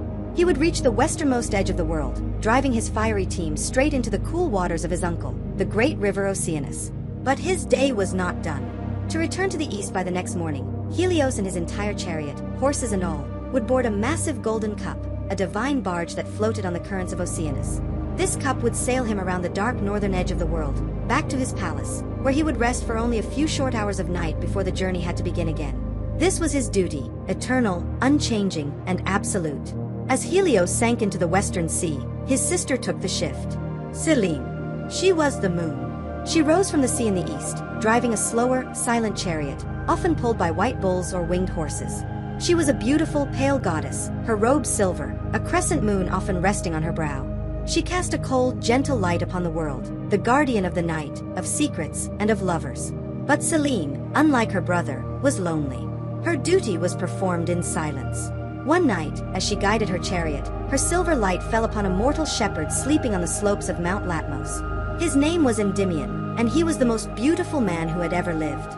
Selene stopped her chariot. She descended and watched him, falling desperately, achingly in love. But she was a Titanide, immortal. He was a mortal man who would age, wither, and die, leaving her alone once more. She could not bear the thought. In her grief, she went to Zeus and begged the Olympian king to grant Endymion eternal life, so she would never lose him.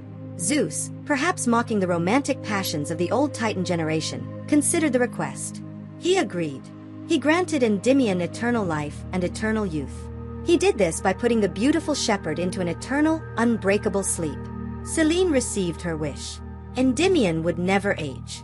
He would never die, and he would never leave that hillside. Every single night, the goddess of the moon descends from her chariot to visit her immortal lover. She kisses him, she lies beside him, but he can never wake up. Her eternal devotion is spent on a living statue, a perfect, tragic poetry, the immortal Titan, forever in love with a mortal who can never return her gaze.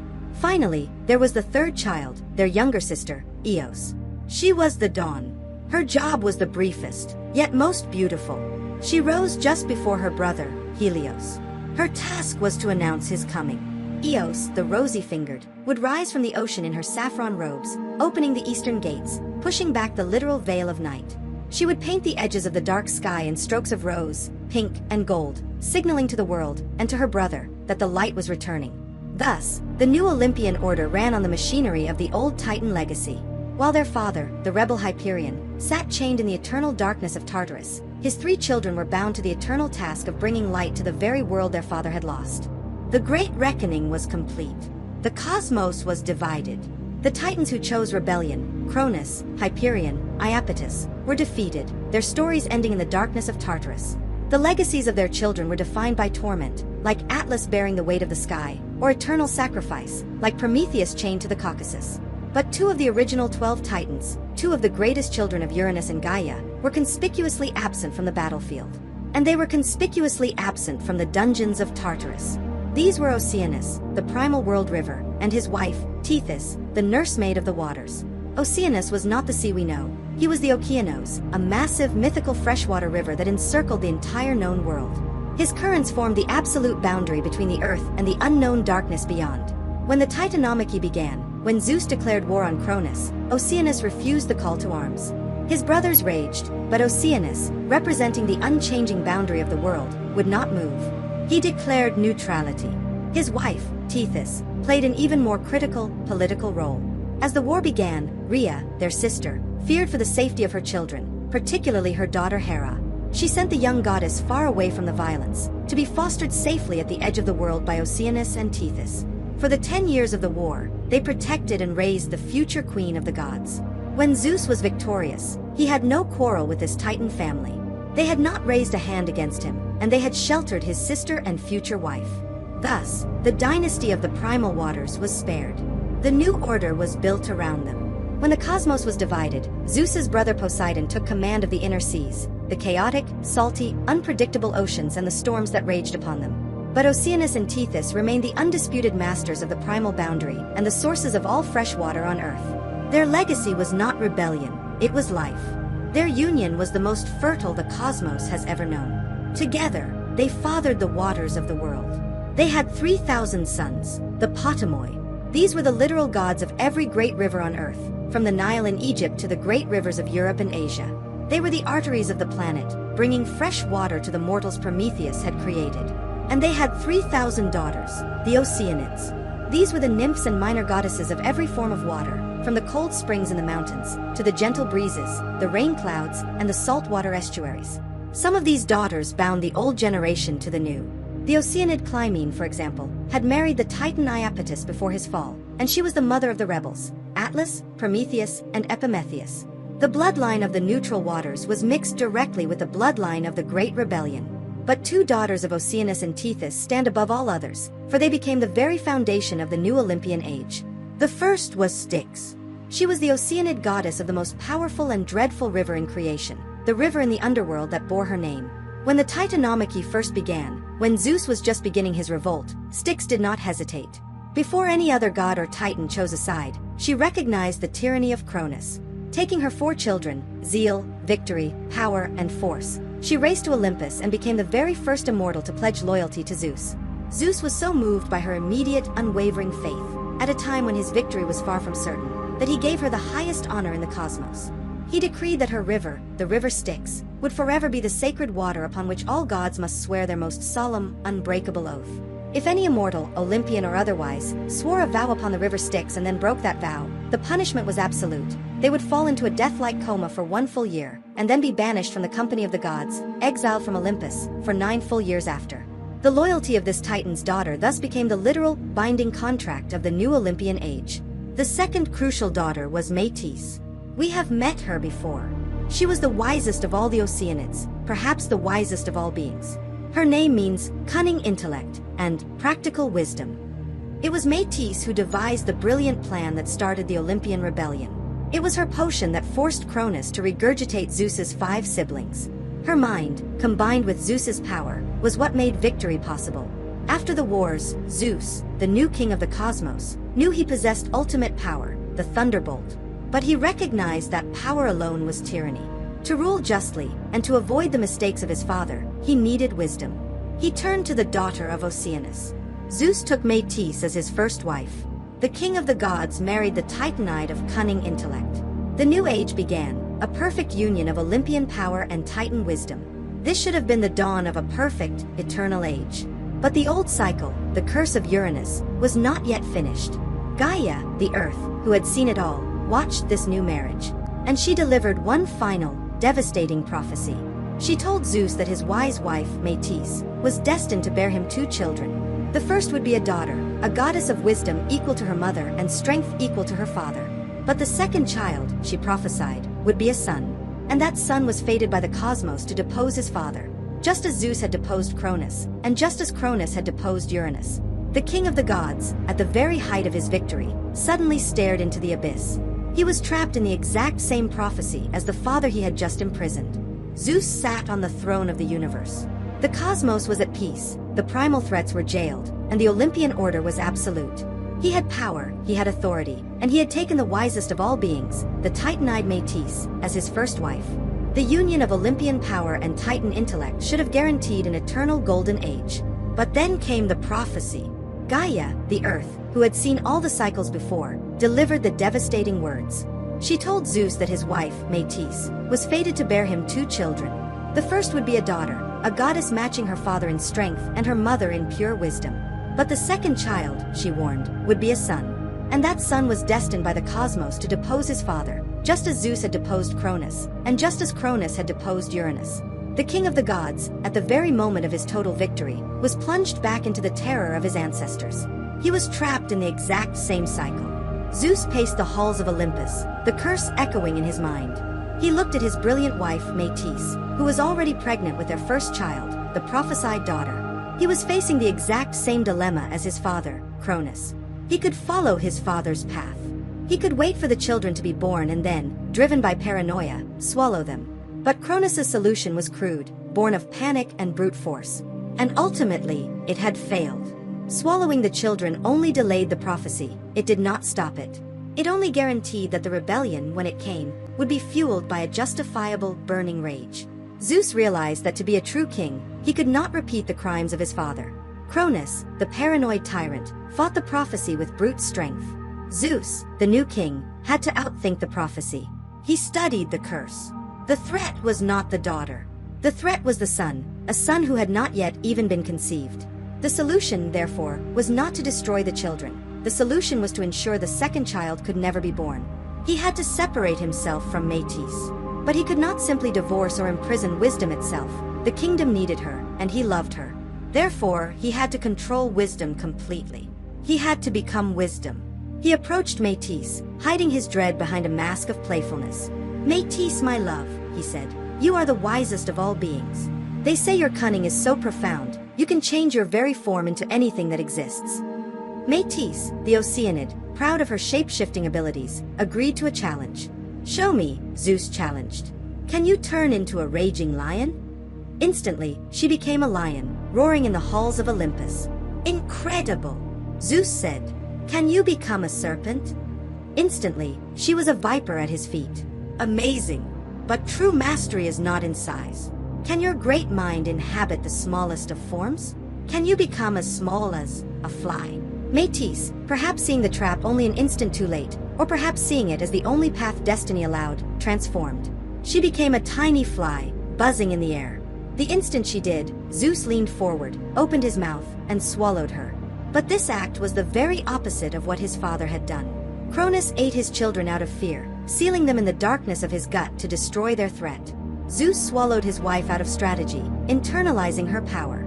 He absorbed Métis completely, merging her essence with his own. From that moment on, the Titanite of cunning intellect lived inside the king of the gods. He no longer needed an external counselor. He was the counsel. He possessed both ultimate power, the thunderbolt, and ultimate wisdom, Métis, within one divine body. The prophecy was defeated. The dreaded rival son could now never be conceived, for his mother and father were permanently one. Time passed.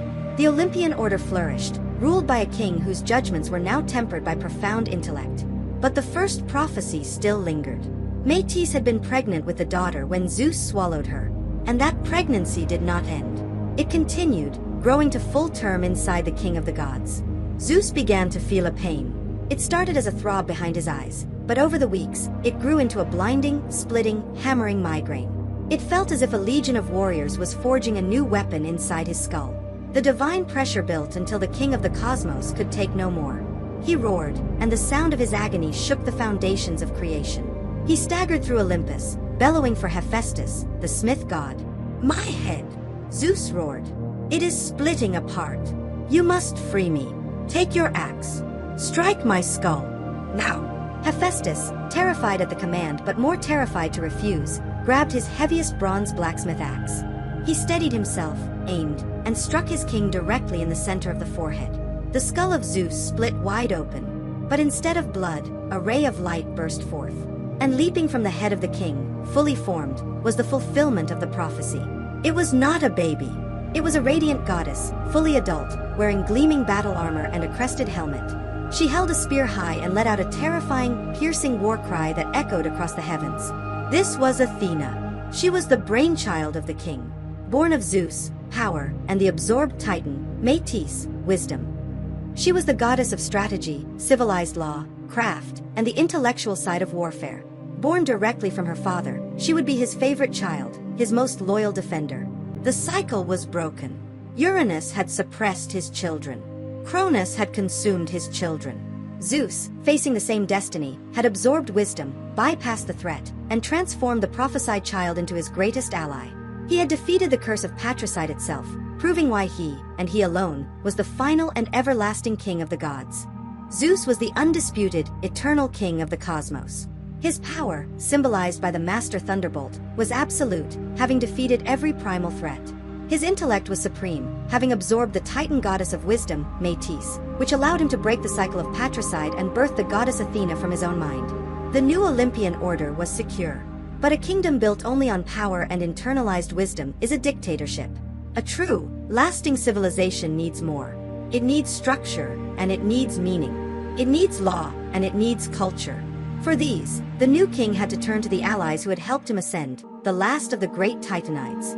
The brute force titans, Cronus, Iapetus, Hyperion, were defeated and jailed. But two of the original 12, two daughters of Uranus and Gaia, had seen the paranoia of Cronus's reign and chosen to side with Zeus in the Great War. They were not punished, they were integrated, becoming the foundational pillars of the new age. The first, and most important, was Themis. Themis was not just a goddess of law, she was the literal embodiment of divine law, the unchanging, sacred order of the universe, and the customs that hold society together. She was also an ancient oracle, the voice of the earth's prophecy long before the Olympians took power. After Zeus had absorbed Métis, wisdom, he took Themis, law, as his second wife. This was the logical, necessary step for a king building a civilization. First comes wisdom, then comes the structure to enact that wisdom. Their children were not gods of places, like the sea or the sky. Their children were the living concepts that would define the new age. First, Themis bore the Ori. Though their name means the hours, they were the goddesses of the moral seasons of the world. They were Eunomia, the spirit of good order and stable government. They were Dike, the spirit of human, moral justice. And they were Irene, the spirit of peace, the reward that comes only when good order and justice prevail. Zeus's new reign was thus literally mothered by the Titan of law and built upon the conceptual pillars of order, justice, and peace. But Themis gave birth to a second, more terrifying set of daughters. In some myths, they were born of night, but in the new order, they were the children of the king of gods and divine law. They were the Moirai, the three fates. These were three ancient, solemn sisters who operated beyond the reach of any god, even Zeus himself. The first was Clotho, the spinner. It was she who spun the thread of life for every mortal being. The second was Lachesis, the allotter. She held the measuring rod, deciding the length, the quality, the triumphs, and the tragedies of every life. The third, and most feared, was Atropos. Her name means the unturnable. She is the inflexible one, who carries the dreadful shears. When Lachesis's measurement is done, Atropos steps forward and cuts the thread, ending the life. This was the legacy of the Titans that truly endured. Zeus, the almighty king of the gods, master of the thunderbolt, was now subject to their decisions. He was the great enforcer of destiny, but he was not its author. He could plead with the fates, he could rage against their decrees, but he could not change what they wove. The new Olympian king, in partnering with the Titan of law, had accepted that even he was bound by destiny. Zeus now had power, wisdom, and law. He needed one final element to complete his kingdom. He needed meaning. His reign needed a history. It needed art, science, and the inspiration that lifts the soul. He sought out the other great Titanide ally, Mnemosyne. She was the literal, divine embodiment of memory. Zeus understood that without memory, there is no history, no learning, no art, and no culture. All civilization is an act of memory. To create the soul of his new age, the king himself journeyed to the lands where Mnemosyne resided. Disguised as a mortal shepherd, the king of the gods lay with the Titan of memory for 9 consecutive nights. From this 9-night union, Mnemosyne gave birth to 9 daughters. These were the 9 muses. These 9 goddesses became the inspiration for every art and science the world would ever know. They were the spirits who gave the new age its meaning. Calliope, the muse of epic poetry, who would tell the stories of the gods and heroes. Clio, the muse of history, ensuring the deeds of the past were never forgotten. Erato, the muse of the poetry of love. Euterpe, the muse of music. Melpomene, of tragedy, and Talia, of comedy. Polyhymnia, of sacred hymns. Terpsichore, of the dance. And Urania, the muse of astronomy, the memory of the stars. The victory of Zeus was now complete, but it was not the total replacement the Titans had feared. It was a synthesis. He had violently defeated and jailed the Titans of raw power and primal chaos. But his Olympian age could only truly begin once he had respectfully merged with, married, and partnered with the great Titans of the mind. Metis, wisdom, Themis, law, and Mnemosyne, memory. The new Olympian order, it turned out, was built entirely upon the immortal foundations of the very generation it overthrew. The Olympian age was secure. The Titans who represented brute force and open rebellion, Cronus, Iapetus, Hyperion, were defeated, their stories ending in the eternal darkness of Tartarus. But these 3 were not the only Titans who rebelled. They were joined by their brothers, the other pillars of the old world, Zeus, the Titan of intellect and the celestial axis, and Cronus, the Titan of the ram and the constellations. They too fought alongside Cronus, and they too shared the fate of imprisonment in the pit. Their personal stories end there. But their bloodlines, their children and grandchildren, were not imprisoned. Their bloodlines became the essential framework of the new Olympian world, proving that even in defeat, the Titan legacy was inescapable. The legacy of Cronus, the ram, illustrates the new world's divided families. Cronus fought against Zeus and lost. But his son Pallas, the Titan of warcraft, had the ultimate divided household. Pallas fought against Zeus, while his own wife, the Oceanid Styx, and their children, Nike, victory, Kratos, power, and Bia, force, were Zeus's first and most crucial allies. But the most significant legacy of the defeated pillars came from the union of Zeus, intellect, and his wife, Phoebe, the Radiant. Phoebe was one of the original 12 Titanides, a sister to Cronus, Themis, and Mnemosyne. She was the original goddess of the oracle at Delphi. When the war came, she sided with her husband, Zeus, and the Cronus faction. They lost. Zeus was jailed, and Phoebe's power was broken. But the destiny of their 2 daughters would define the very heart of the Olympian age. Their first daughter was Asteria, the Titanide of the starry night. Asteria was so beautiful that Zeus himself desired her. To escape his advances, Asteria transformed herself into a quail and threw herself from the heavens, landing in the sea. There, she became a barren, drifting rock, an island belonging to neither land nor sea, named Delos, the Wandering Island. She also had a child, Hecate, the powerful Titan goddess of magic, witchcraft, and the crossroads, a deity of the old world so respected that Zeus himself shared power with her. But the second daughter of Zeus and Phoebe was Leto, the Titanide of modesty. Leto, too, was loved by Zeus, and this time, she did not escape. She became pregnant with his children.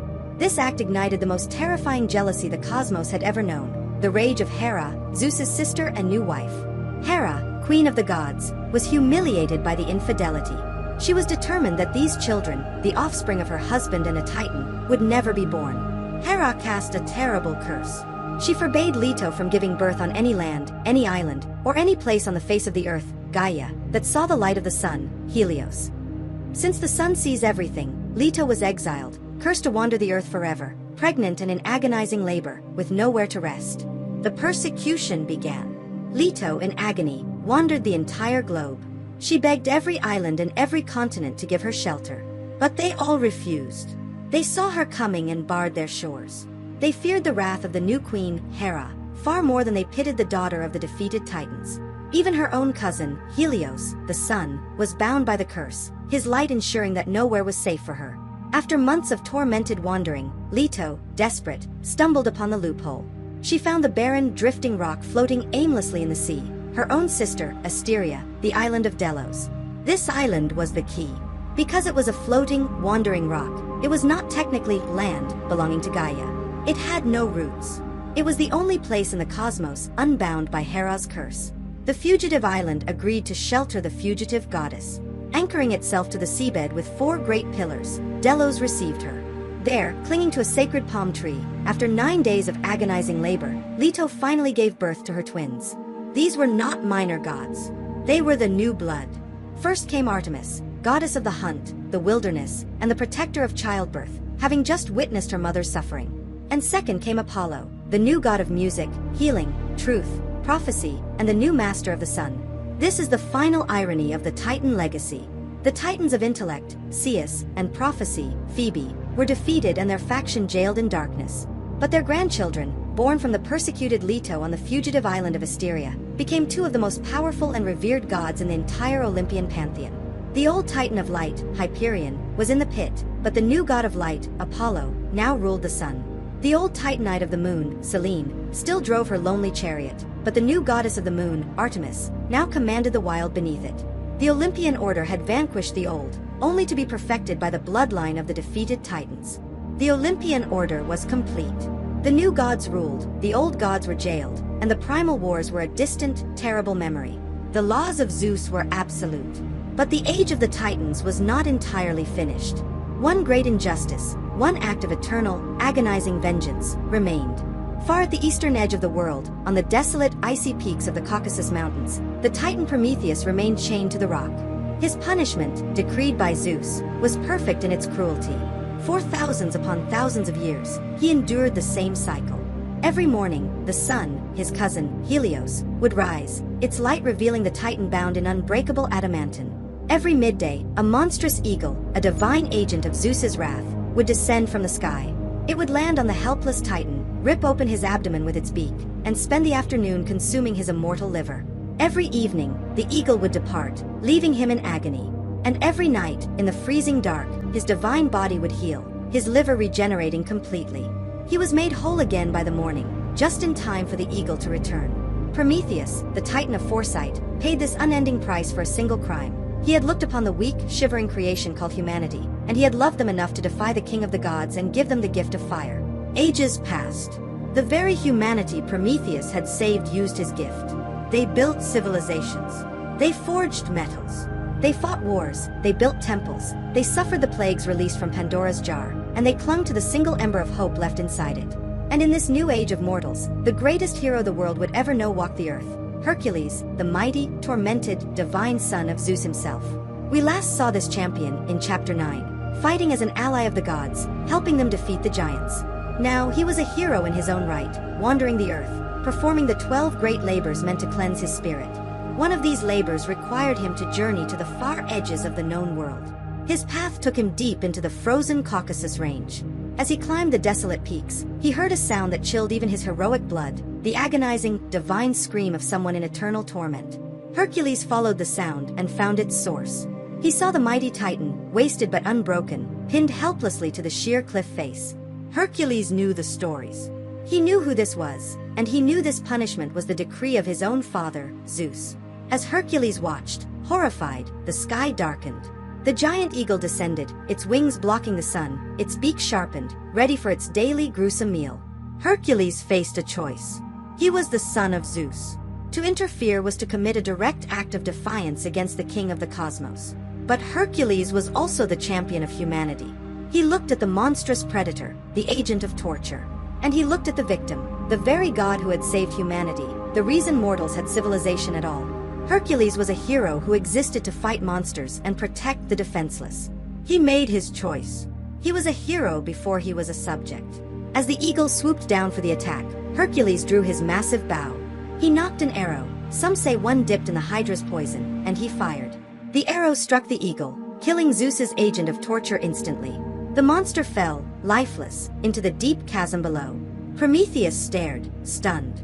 Hercules, saying nothing, climbed the rock face. He gripped the adamantine chains forged by Hephaestus, chains meant to be unbreakable by any god or titan. Hercules, fueled by his divine strength and heroic righteousness, pulled. The chains shattered. For the first time in 30,000 years, Prometheus, the firebringer, stood free. High on Mount Olympus, Zeus watched. His son had murdered his executioner and freed his greatest and most symbolic prisoner. The cosmos held its breath, waiting for the sky to shatter, waiting for the thunderbolt to strike the hero down. But the thunderbolt never fell. Zeus's rage, which had burned for millennia, had finally cooled.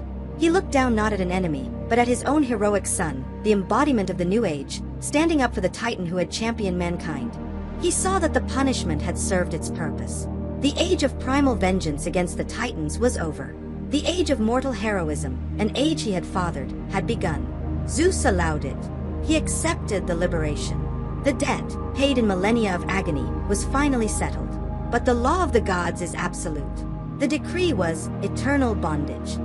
Zeus ruled that the letter of the law must be satisfied, even if the spirit of it was relaxed.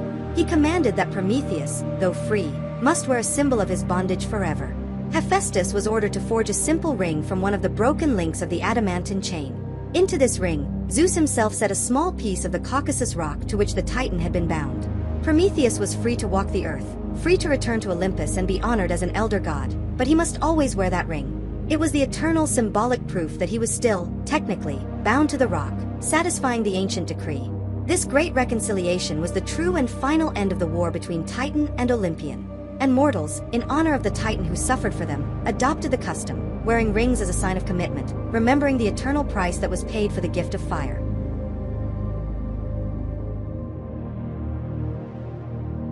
The Olympian order was built on victory. The cosmos was stabilized. The Titans who represented brute force rebellion, like Cronus and Iapetus, were locked in Tartarus. The Titans who represented intellectual rebellion, like Prometheus, were punished and finally pardoned. And the Titans who represented civilization, like Themis, law, and Mnemosyne, memory, were married into the new dynasty, their legacies absorbed into the Olympian age. But one great power of the Titan generation remained. She did not rebel. She was not imprisoned. She was not absorbed, and she was not married by the new king. She was simply honored. This was Hecate, the Titan goddess of magic. Her very existence was a contradiction. Her bloodline was that of the ultimate defeated enemy. Her father was Perses, the destroyer, a son of the jailed Titan Cronus. Her mother was Asteria, the starry night, the daughter of the jailed Titan Zeus and his wife Phoebe. Hecate was the pure-blooded granddaughter of 3 of the original Titans who had lost the Great War. By all rights, she should have been an enemy of Olympus. But Hecate was the great exception. In the oldest traditions, Zeus did not challenge her. He, the new king, honored her above all others. When he divided the domains of the cosmos, he did not strip Hecate of her power. Instead, he confirmed her ancient rights. She retained her original Titan authority, a share of the earth, a share of the starry sky, and a share of the restless sea. Why? Because Hecate is not a political force like Zeus, nor a force of physical order like Helios. She is the embodiment of the forces that exist outside of order. She is the goddess of the unseen, the in-between, and the power of choice. Her primary domain is the liminal space, the place that is neither here nor there. She is the goddess of thresholds, gateways, and most famously, the three-way crossroads. Ancient travelers, arriving at a fork in the road at night, faced with a choice that would define their future, knew they stood in her presence. They would leave her offerings, praying for guidance, or simple protection from the things of the night. Because she governs the crossroads, Hecate is often depicted as the triple goddess, with 3 faces, or 3 complete bodies standing back to back, allowing her to simultaneously look down all 3 paths: the past, the present, and the future. She is the goddess of the terrible burden of choice. She rules the darkness. Hecate walks the earth only on the darkest, moonless nights, and she is invisible to mortal eyes. Her approach is heralded only by a sudden, terrifying, spectral howling. These are her sacred companions, the hounds of the night. She carries 2 massive, blazing torches. Her light is not the warm light of civilization that Prometheus stole. Her light is the torch that illuminates the hidden, the secret, and the unseen. She is the matron goddess of all magic, sorcery, and witchcraft. She is the source of the hidden knowledge of the earth, the power of herbs, the secrets of poisons, and the incantations that bend the fabric of reality. As the goddess of thresholds and the night, her power naturally extends to the final boundary, the one between life and death. She is a guide of souls, using her twin torches to light the way for the spirits of the dead, a companion to ghosts and the restless unseen. This ancient Titan power, this goddess of magic, proved her vital importance during the greatest crisis of the Olympian mid-reign, the abduction of Persephone. When Hades, the lord of the dead, tore the earth open and dragged the goddess Persephone down into the underworld, she let out one terrifying scream. In the entire cosmos, only 2 beings heard it. The first was Helios, the Titan of the sun, because his eyes see everything on earth. The second was Hecate, who, from her dark cave, hears all the secret and unseen things that happen in the shadows. While Persephone's mother, Demeter, wandered the earth starving the world in her grief, no one would tell her the truth. Finally, Hecate approached her. The dark goddess, the Titan of magic, came forward, her 2 torches blazing. "Demeter," she said, her voice the sound of the night wind. "I heard the cry, but my gaze is on the shadows, and I did not see who took her. We must go to the one who sees all. We must ask the sun." Together, Hecate, the Titan of magic, and Demeter, the Olympian of the harvest, confronted Helios, the Titan of the sun, who told them the truth. Zeus had allowed the abduction. After Demeter's rage forced a compromise, Persephone was allowed to return, but she had to spend half the year as queen of the underworld. And Hecate, the Titan who had aided the search, became Persephone's loyal attendant and guide in the darkness. Every time Persephone descends, Hecate is there, using her torches to light the way for the young queen through the realm of the dead. Hecate is the ultimate survivor of the Titan generation. She is the primal wild magic that the new Olympians could not, and dared not, try to replace. Zeus, in his wisdom, knew that some forces cannot be conquered. While he ruled the laws of civilization, he wisely left the darkness, the magic, and the crossroads to the ancient Titan who had always commanded them. The Olympian age was an age of light, defined by the art of the Muses and the justice of Themis. But this bright new order was built upon a dark foundation.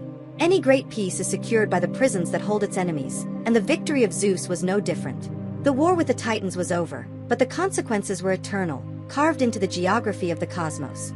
The stability of the Olympian reign was guaranteed by 3 great sentences, 3 monuments to the victory of the new gods, defining the fates of all who had lost.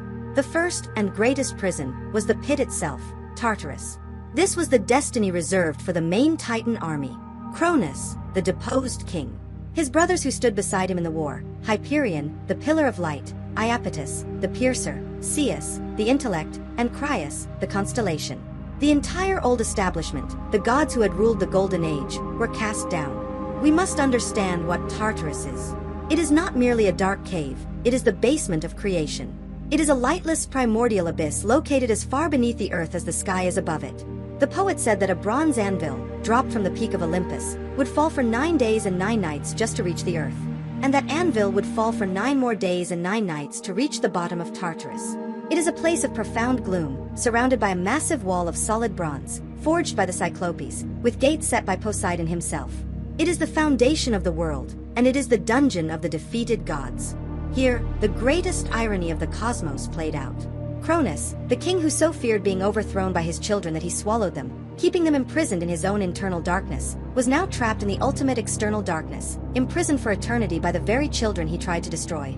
And who guards this inescapable prison? This is the final, perfect justice of Gaia and Zeus.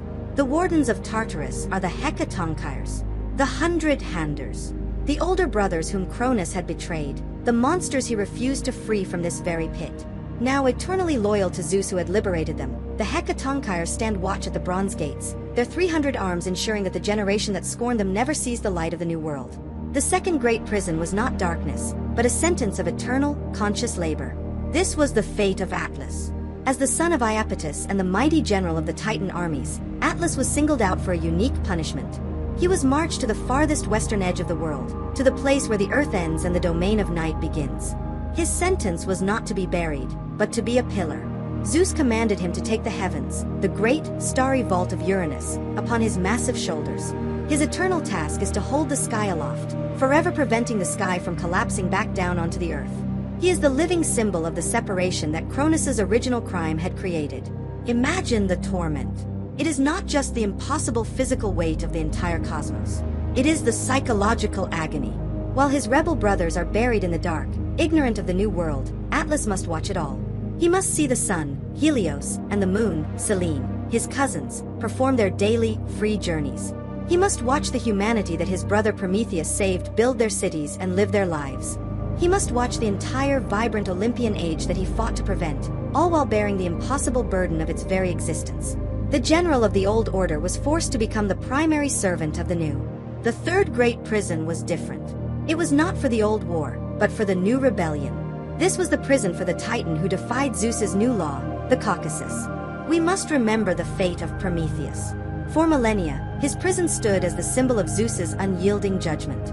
Chained to the desolate rock, exposed to the elements, and visited every day by the monstrous eagle that consumed his regenerating liver. This was the prison for ideas. This was the consequence for loving mortals too much, for stealing the fire that separated God from man. But this prison is now empty. As we saw, the hero Hercules, the son of Zeus, brought an end to the torture. And Zeus, in his final wisdom, allowed it. This liberation is the true conclusion of the Titan saga. It is the moment Zeus proved he was not Cronus. Cronus only knew paranoia and vengeance.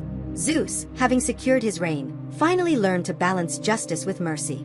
The age of the Olympians is defined by these three sentences. The old chaos, Cronus, is buried in the pit. The old structure, Atlas, is forced to uphold the new stability. And the old ideological rebellion, Prometheus, has been pardoned, its debt paid in full. The book is closed. The Titans are no longer rulers or rebels. They are memories, boundaries, and lessons. The wars are over. The Olympian order is absolute. The Titans who rebelled are jailed in the pit, the heroes who defied the new laws are bound to their eternal torments, and the Titans who allied with Zeus are woven into the very fabric of the new cosmos.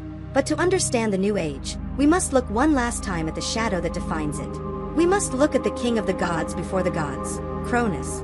Cronus is the greatest contradiction in the history of the cosmos. He was a hero, and he was a monster. He was a liberator, and he was the ultimate tyrant. We must remember that he was the only one. When Gaia, the earth, cried out in agony, trapped by the tyranny of her husband Uranus, her Titan children cowered. Only the youngest, Cronus, was brave enough to answer her call. His first act was one of heroic liberation. With the adamantine sickle, he ended the first cosmic tyranny, separating the sky from the earth and allowing the world, the air, and new life to even begin. And his second act was one of immediate betrayal. He broke his sacred promise to his mother. He refused to free his older brothers, the Cyclopes and the 100-handers, from the very pit he had condemned his father for using. He seized the throne for himself, building his new kingdom upon the same foundations of imprisonment as the last. Yet, despite this cynical beginning, the reign of Cronus, what the Romans called the Age of Saturn, became known as the Golden Age. It was a time of perfection. It was an age of eternal spring. The earth, requiring no labor, produced all food spontaneously and in endless abundance. There was no war, no crime, and no law, because no law was needed. Mortals lived alongside the gods in perfect peace. Cronus ruled over a utopia. But this perfect, peaceful world was governed by a king living in a private, paranoid hell. The ruler of the Golden Age was haunted by the dying curse of his father. You will be overthrown by your own child. This curse consumed him. The king of this perfect paradise, the shepherd of the world, became a monster in his own home. He sat on his golden throne, and one by one, as his wife Rhea gave birth to the future, Cronus devoured his own children. He turned his divine body into a living tomb, swallowing Hestia, Demeter, Hera, Hades, and Poseidon, trying to consume the prophecy itself. His fall was inevitable, not just because the prophecy was fated, but because his own paranoia wrote it into law. His monstrous act of eating his children ensured that, when they were finally freed, they would be united against him with an unimaginable, righteous rage. His betrayal of his mother, Gaia, ensured that when his wife, Rhea, needed an ally to stop the slaughter, his own mother was the one eager to supply the stone and the strategy for his destruction. His sins were the architects of his own downfall. And so his fate was sealed in Tartarus. He was defeated by the children he tried to erase, and thrown into the deepest, darkest part of the cosmic abyss. His final irony is his jailers. He is guarded for eternity by the Hecatonkars, the very brothers he himself betrayed millennia ago. The Titan of Time is now trapped outside of time, locked in eternal darkness by the past he refused to liberate. This is the harsh, cyclical justice of the Greek myth. But the memory of his golden age was so powerful, so resonant, that later myths offered him a different ending, a final chapter. These later stories tell that after millennia, Zeus, secure on his throne, his reign unchallenged, finally found a measure of peace.